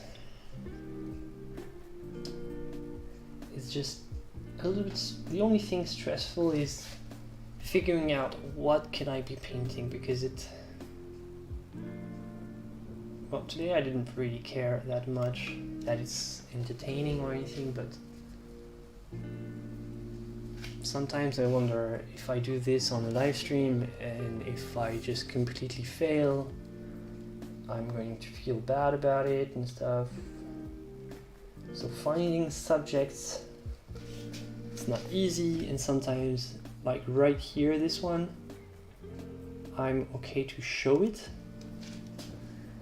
this painting, but it's not always the case. Some paintings are, I just prefer to keep them more as, not a secret, but because they are still in progress, I don't want to reveal too much about them. And you know, it's the most difficult part about the live streams is figuring out what can I be painting today. It's always a bit the most stressful element of the streams is that. After that, once the stream starts, if I figure out what I can be painting, what I can be talking about, just, you know, the beginning, launch the conversation a little bit. As soon as this is done, then the experience is just wonderful. I really love and appreciate just reading your shenanigans in chat, and just what I really like. My preferred experience in the live streams and the chat is when someone asks a question and someone in chat has the answer, because they've been listening to my ramblings for so long that they actually know most of the responses that I'm going to give. It's a really cool experience. Someone is like taking over. It's like, don't worry, no need to respond, we're taking over here. So I like this. No.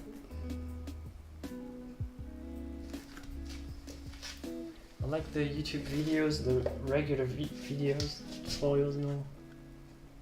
But it's much less interactive, even though I try to make as many premieres as I can, but it's less interactive.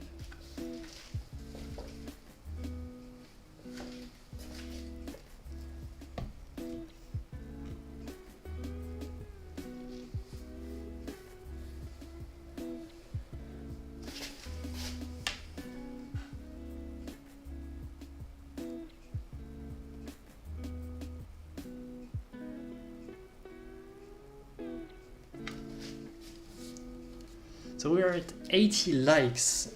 Do you all have liked? If you do, in fact, like this live stream, because I like it. And personally, as the creator, can I like myself? Yeah, I think I can like, but I have to be on another page. But if you like this content, it's helping me a lot if you do actually signify to YouTube that this type of content is good, and if you do, I know it's cliche and all, but it does, like the likes and all, it does help. Subscription, they don't help as much as they used to. Back in the days, it was important to have many subscribers. Right now, it's almost irrelevant. Mostly bragging rights. The people hitting like, still a valuable help to small channels like me. So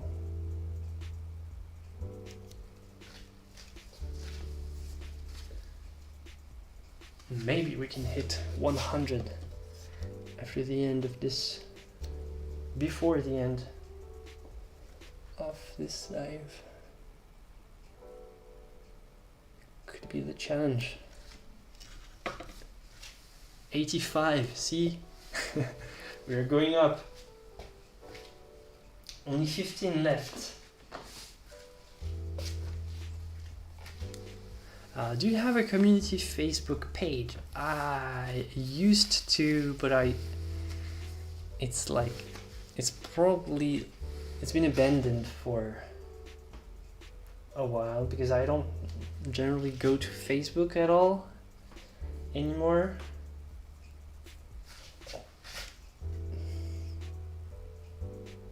So I don't even know what's happening there, or maybe I'm pretty sure everything has changed since the last time I was there.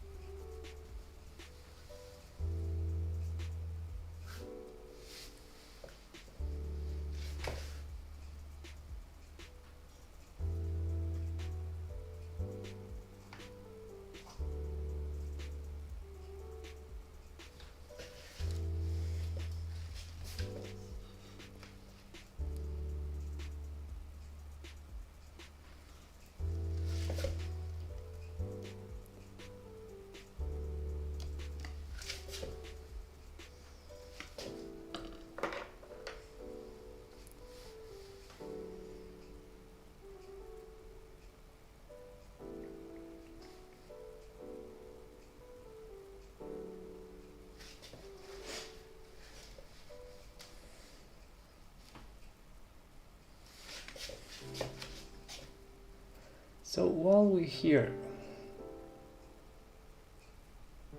with, this community together, I wanted to talk about live streams to you, because I think I'm gonna make more of these in the future. Like I said in the beginning, I don't know if you were there or not, with my new setup, it's much more practical for me to stream right now. Much more practical than it was before. So hitting record, hitting live is more just the push of a button. So I think I'm gonna make more of those and alternate between the classical tutorials, basically like the regular videos, maybe every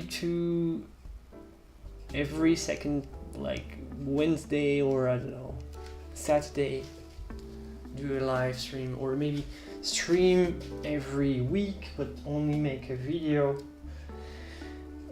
every 2 other weeks. I don't know.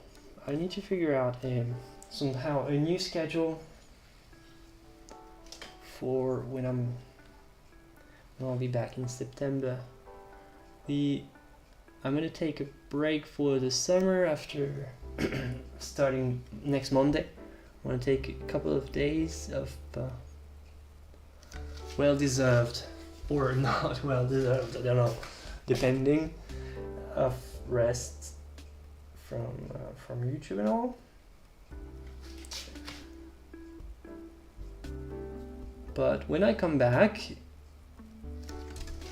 I will see how I can change my upload schedule, maybe, just to make things that would be more interesting to people. So I don't know, but I like the interactive experience of the stream, so really look forward to making more if I can. It's just that probably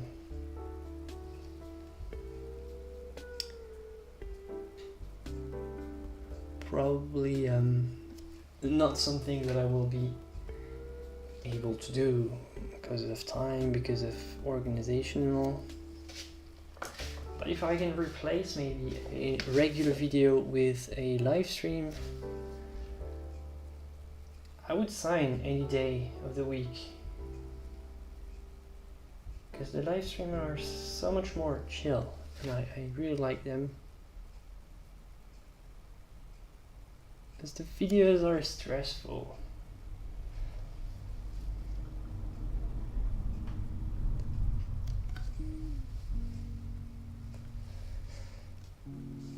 I like the real-time interaction, but I like all of your videos. Yeah, I'm gonna try to do both. It's like I need to find a balance between the two. How can I keep the balance between YouTube videos, regular YouTube videos? Because I'm not gonna stop that, even though YouTube right now is sending me very strong signals that I'm better off just stopping everything I'm doing, because right now basically most of my YouTube tutorials do very badly. I don't know, people seem to not watch them, or YouTube is not recommending them. I'm pretty sure that most people that are subscribed to me haven't heard about my videos in a while, because YouTube is not pushing the content in the recommendation anymore, not as it used to, or people are simply not clicking. I don't know what has changed. I don't think that my content has changed a lot. I think that, if anything, I don't want to brag or anything, but if anything, I think that I improved, not necessarily my content, but my presentation. It's like my sound is better, my lights are better. But for as far as the tutorials go, YouTube is apparently indicating that it's no people are not interested. Apparently, people seem to be, they want to watch shorts, like short videos, 6 seconds to make a complete painting tutorial. And I've tried shorts. It's interesting, but it's very hard to condense that much information in a short. I don't have this ability to summarize.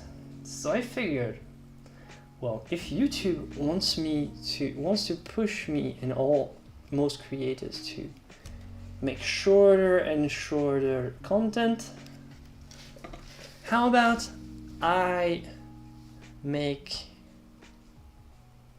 2 hours plus live streams?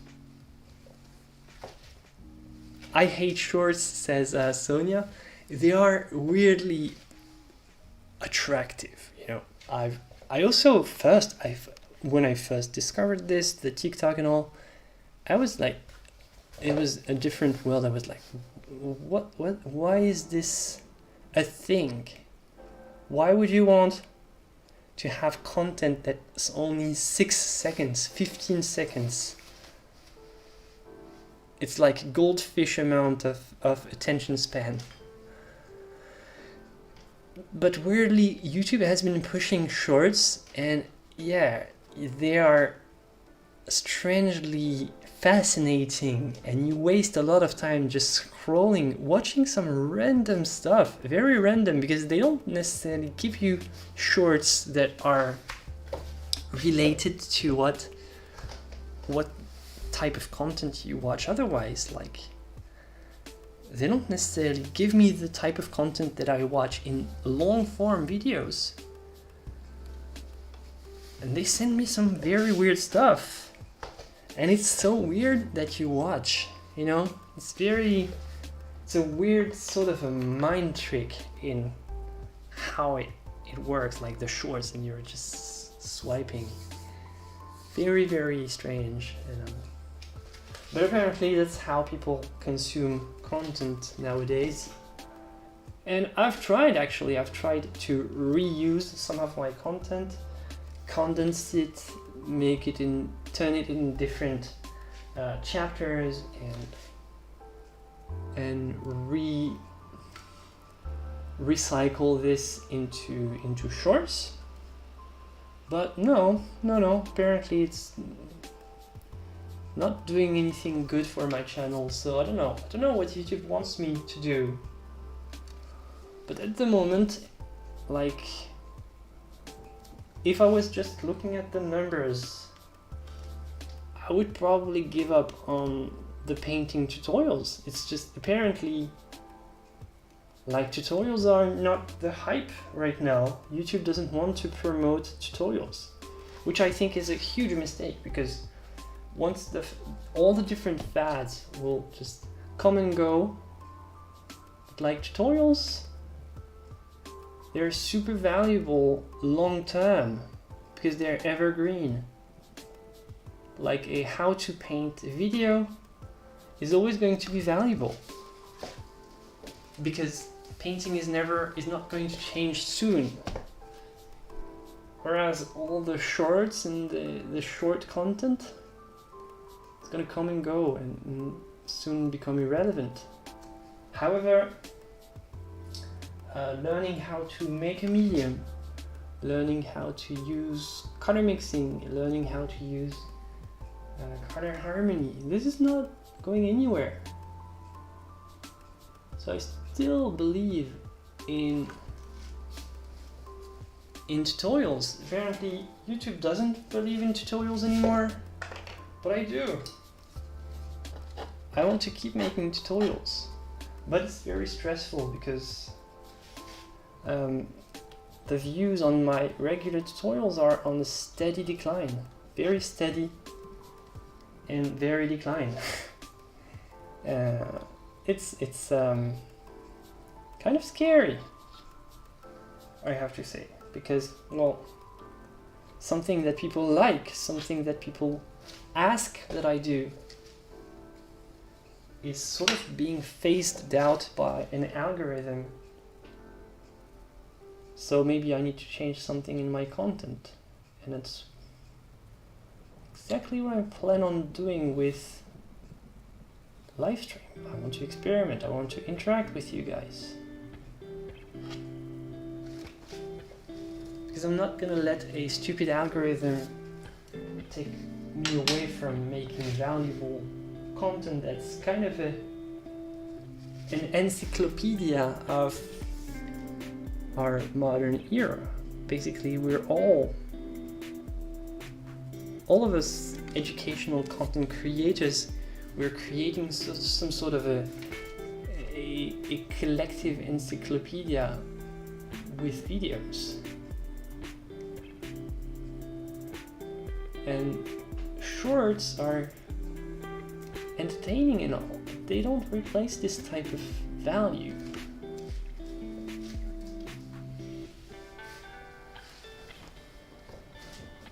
If you don't enjoy doing it, then stop. It's not that I don't enjoy doing them, the tutorials, it's apparently YouTube is suggesting to me that people don't enjoy watching them anymore, or not as much as they used to. Because back in the days, it was all about the search terms. Basically, people would search how to paint an eye, how to use a medium in oil painting and all. So you just had to include the keywords in your title, and basically people would find it. Right now, it's a different game, my friend. You have to find a way to capture people's attention.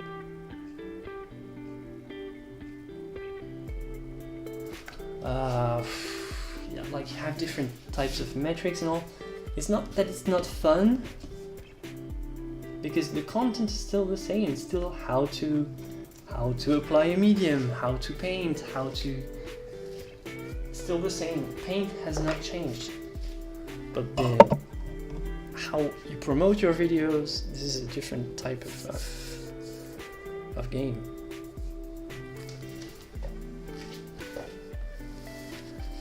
Alright, so if a video on YouTube is under 20 minutes, I don't watch it. Well, 20 minutes is the time that I'm aiming for most of the time, but sometimes I find that I can sometimes say things in 10 minutes or 12 minutes, so I don't need to just repeat myself all the time. You just have to not waste anybody's time. If the entire instructions take 30 minutes to teach, do that, but don't take something that's 10 minutes to make it 20. Yeah, a lot of people still prefer long tutorials, but YouTube doesn't like promote them as much as they used to. People have no attention spans. Yeah, it's the sad reality.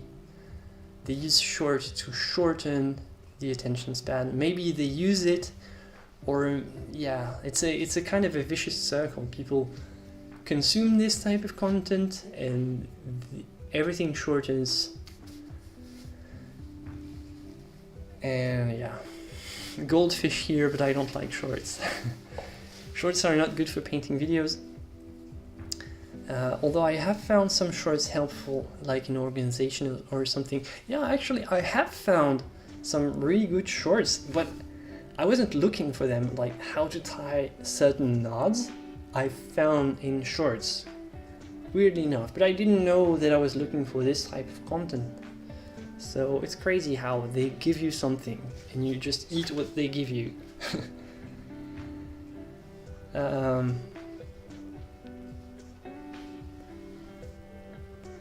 Yeah, thank you, Shadowstar.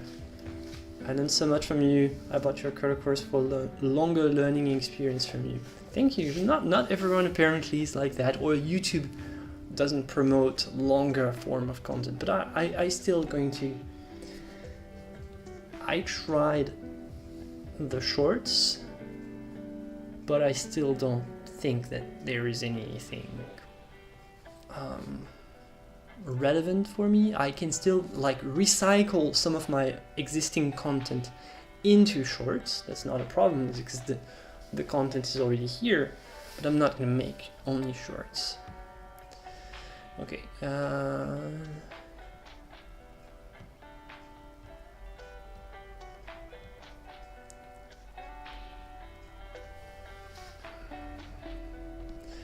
Just stay true to what you like to do. Thank you. That's what I'll do. I'll keep interacting with you.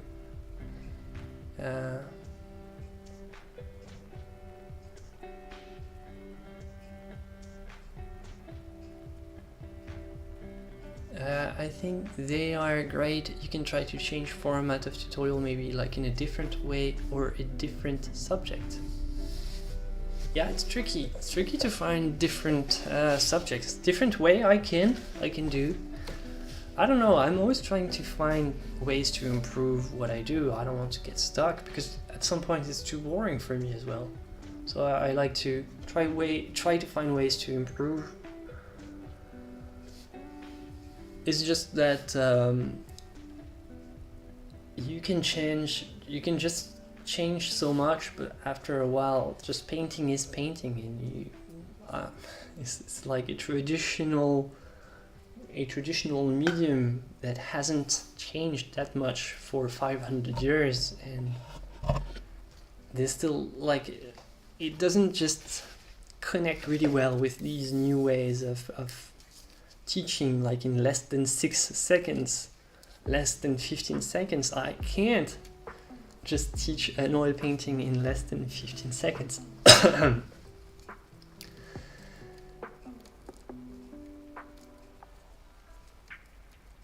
Thank you, Maeve, Brennan. I can see your painting in the palette clearly. Thank you, Florent. Maybe you can do something like a series of shorter videos and do more and cover the subject in depth, but in a series of episodes. That's exactly what I do, Frank. It's actually I do my normal long form YouTube like I always do, like the tutorial, and I recycle like bits in shorts, but the shorts are not working that well for me either on this channel, so I don't know what YouTube is expecting that I do. Florent, maybe you could invite another painter to a video session to talk about painting problems. This could attract viewers, perhaps. Or maybe, yeah. Thank you. I'll definitely think about that. Yeah, sure. Let's absolutely. That's a good idea.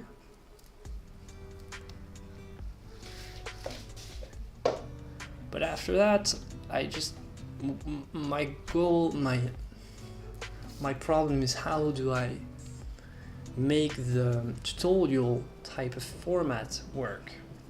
How can I make it both entertaining and valuable just for people who want to learn how to paint? Because that's the point. I'm not gonna stop from making painting tutorials, like teaching people how to paint. That's an important element, and it's been like that for ages. If you look at all the all the old masters, they all had some type of teaching in their curriculum. At some point they were teaching other people, and I think that YouTube is the modern way of transmitting the tradition, because this is a tradition of a tradition of techniques, a tradition of materials, a tradition of an approach. And if you take it, at some point you have to give it back, and that's an important part of how painting is transmitted generations after generation, and why after all the tries that the modernists have had on classical painting is still not dead today, because there was still this tradition, there was still this transmission from artist to artist. And yeah, painting didn't die, figurative painting didn't die. I suggest a series about colors: ultramarine blue, cobalt blue, phthalo blue, etc. No, that's that's super nerdy and super in-depth, and doesn't seem like something that YouTube would want to promote at any point, but I like the idea very much. Just go super nerdy, super in-depth, specialized. That's why not. Or you could take, I could make like hours of content just talking about ultramarine blue. Actually, that could be a great idea for my next streaming sessions. That could be a great idea for next streaming session. Just one stream dedicated to one type of paint. That could be a way.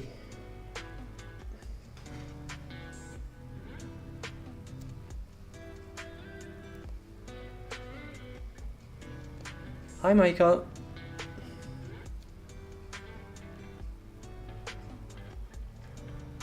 Just seen a 55-minute video about cobalt blue. Sounds amazing. Who made this?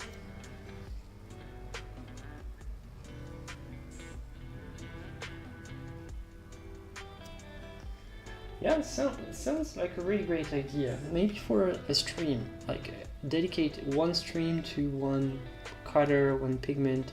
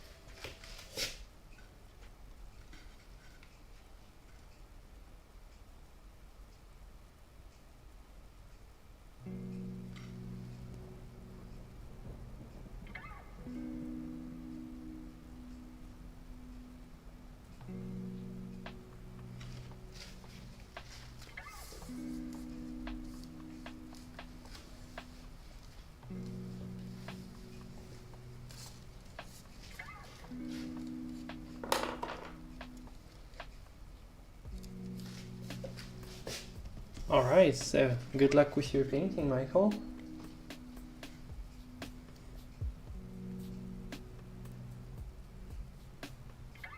How is it going so far?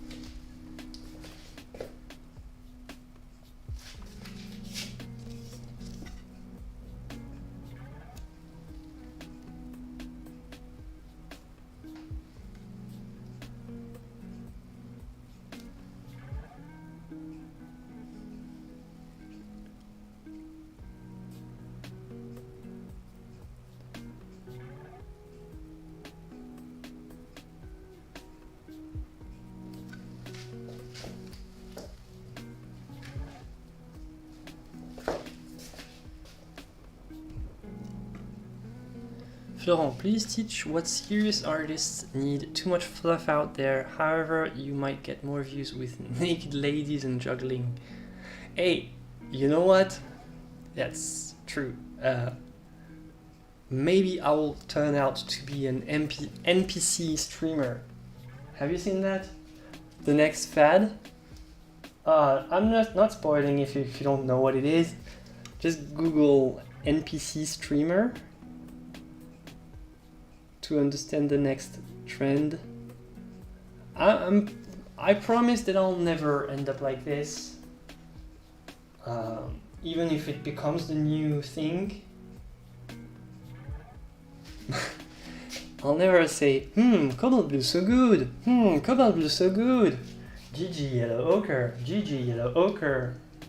If you don't know what I'm referring to, just, I'm not spoiling it. Just Google NPC streamer and you'll have a treat. But you know, this is the type of content that's working at the moment, so I don't know if I want to create content in this world anymore. It makes you question, how can you create something as like dumb as this? It's very weird.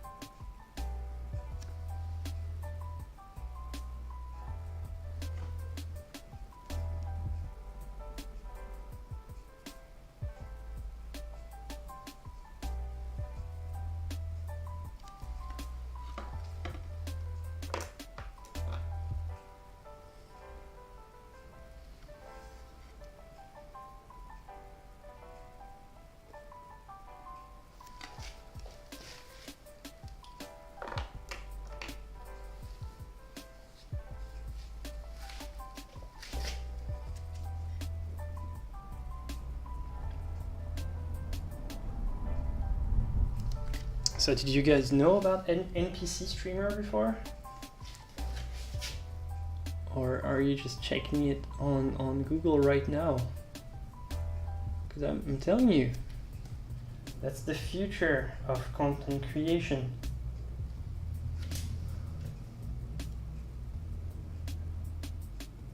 The title of this painting, do I know it yet?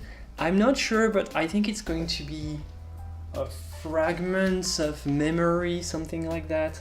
It's about existing in the memory of others. Like, you know, how you exist in like yourself, like your own existence is a thing, but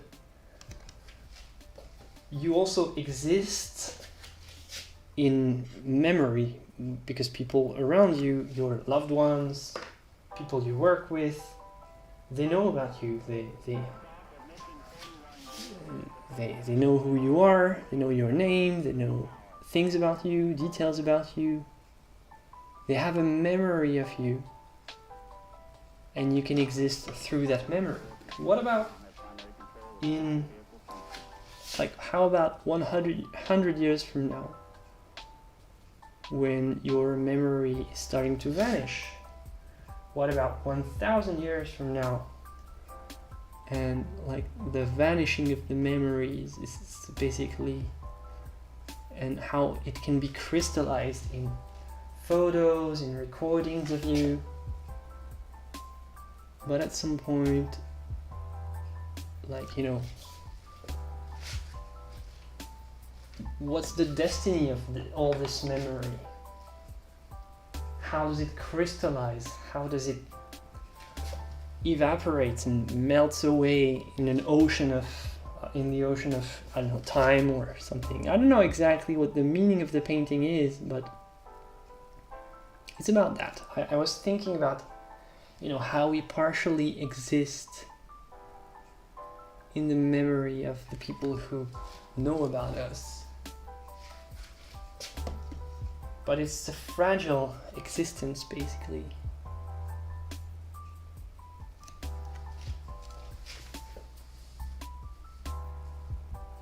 That's the idea behind this painting.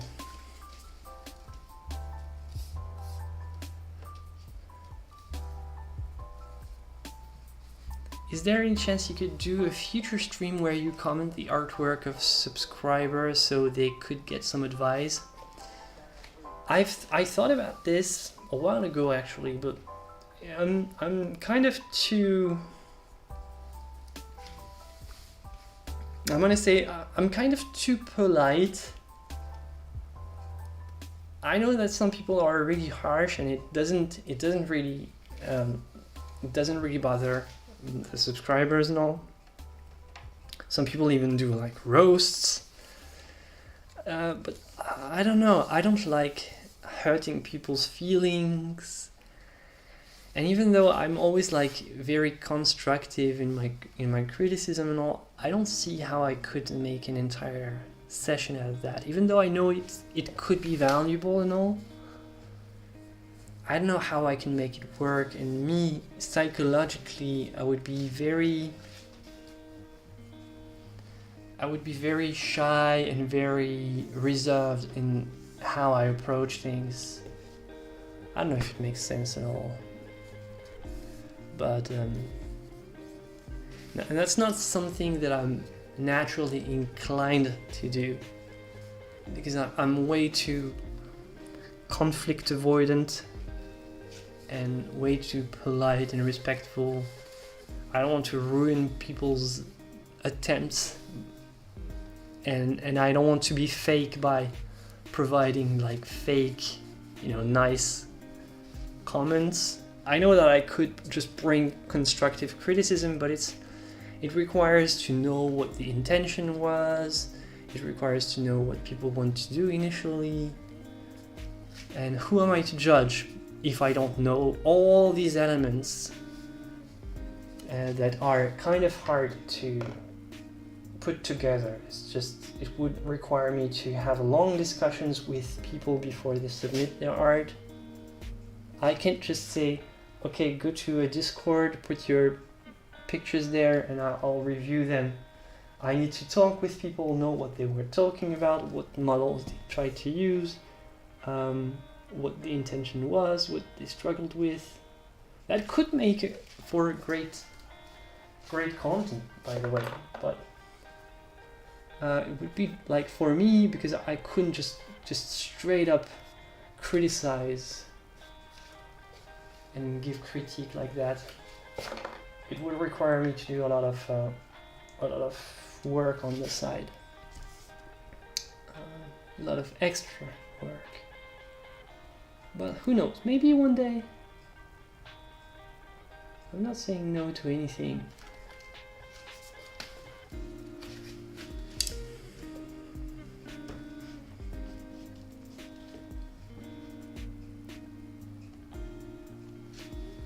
As long as a critique is well-intentioned, it's constructive. Yeah, I know that. And I know it would benefit a lot of people. Thank you, Jacob. Beautiful painting and concept, much more enticing than NPC streamers, in my opinion. Thank you for a comment. Thank you for a comment. Thank you for a comment. Thank you for a comment. If you don't know what this is all about, no, again.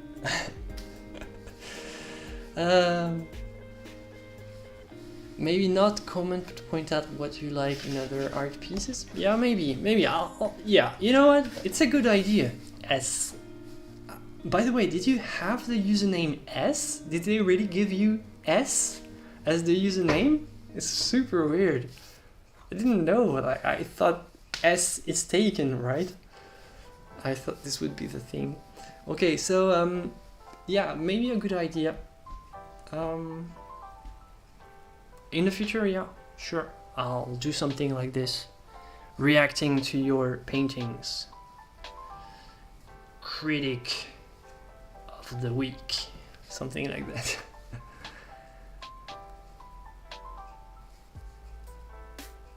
Do it, I have no feelings.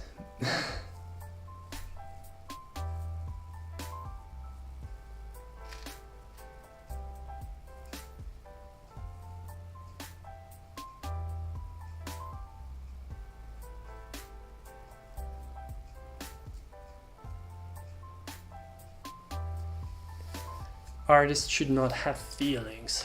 Exactly. We just produce pictures. That's what we do. S is the username. Fantastic. Fascinating. They reserved S for you. I never tried F. Maybe I'm gonna fight with Felicia about the username F.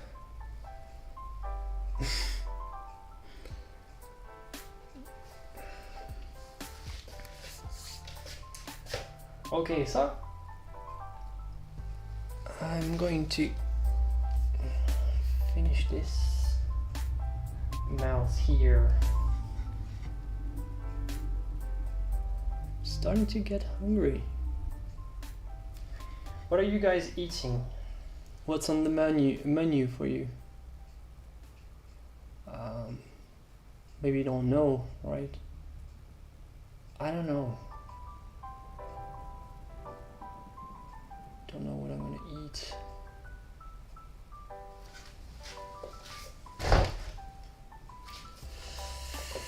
I wanted to improve this, but I somehow made it worse.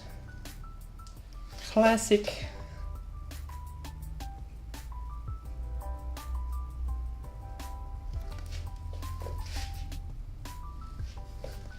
Classic.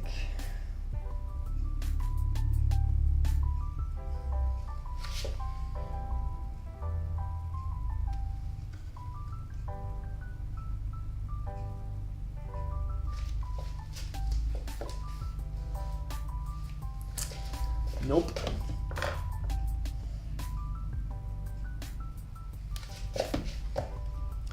Southwest salad.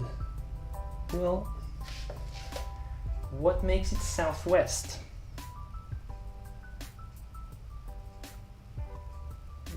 What does it mean?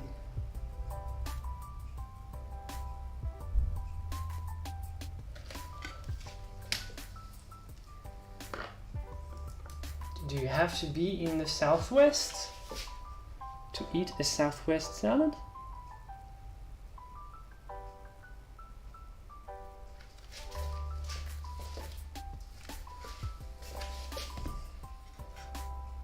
Because if you are, it's not great. What if I'm in the Northeast and want to have a Southwest salad? Sounds good, Southwest.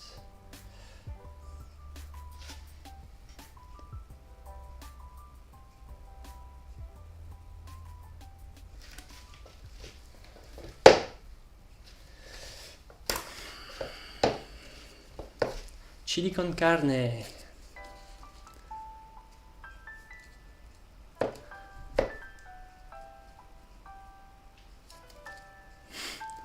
Better artist than cook, which is saying nothing. Don't be too bad. What do you usually like to eat? I like to eat whatever is. I'm vegetarian right now, so I've been vegetarian like for a couple of months. My wife has been for years. And, I decided to go on with her basically, and I think. Oh, by the way, I think we have because we do have we have a garden, and I think we have some vegetables right now that might be good. I'm gonna have to check. Maybe I do have salad, by the way, lettuce ready to eat. I don't know, we'll see. But my tomatoes, they got sick, so I'm not very optimistic for tomatoes today. I think I'm gonna be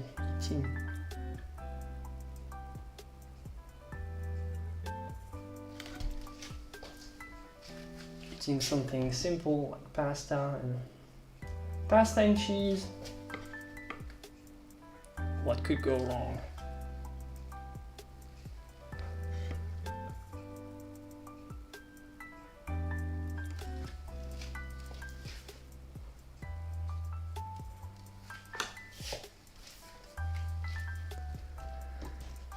I'm cooking for my children. In one of the casserole I'm cooking zucchini. Yeah, I do have zucchini in my garden, and pumpkin cream. Sounds delicious. On the other hand, cooking white beans. Just harvested this morning, so yeah, my beans are not ready in my garden. Basque tradition. Awesome. Sounds great.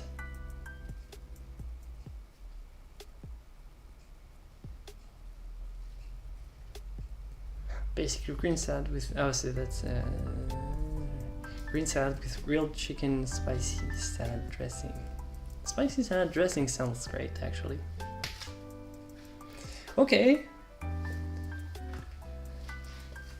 you guys, so I think I'm gonna wrap this up for today. So thank you very much for sticking around. This was how much have we streamed? Wow, almost 3 hours. Time really flies. But it was a great experience. I was super happy to come back to the stream and hanging out with you guys. Thank you for everyone donating. Thank you again so much. Thank you for leaving your likes. If you haven't liked, please make sure you do before you go. And yeah, I'll see you for the next one. So I'm gonna take a short break next week. So we'll be back, I don't know, unscheduled stream for the future edition of our live painting sessions. But it was a great moment. I really enjoyed it, and I can't wait to stream again with you guys. Thank you so much. Bye.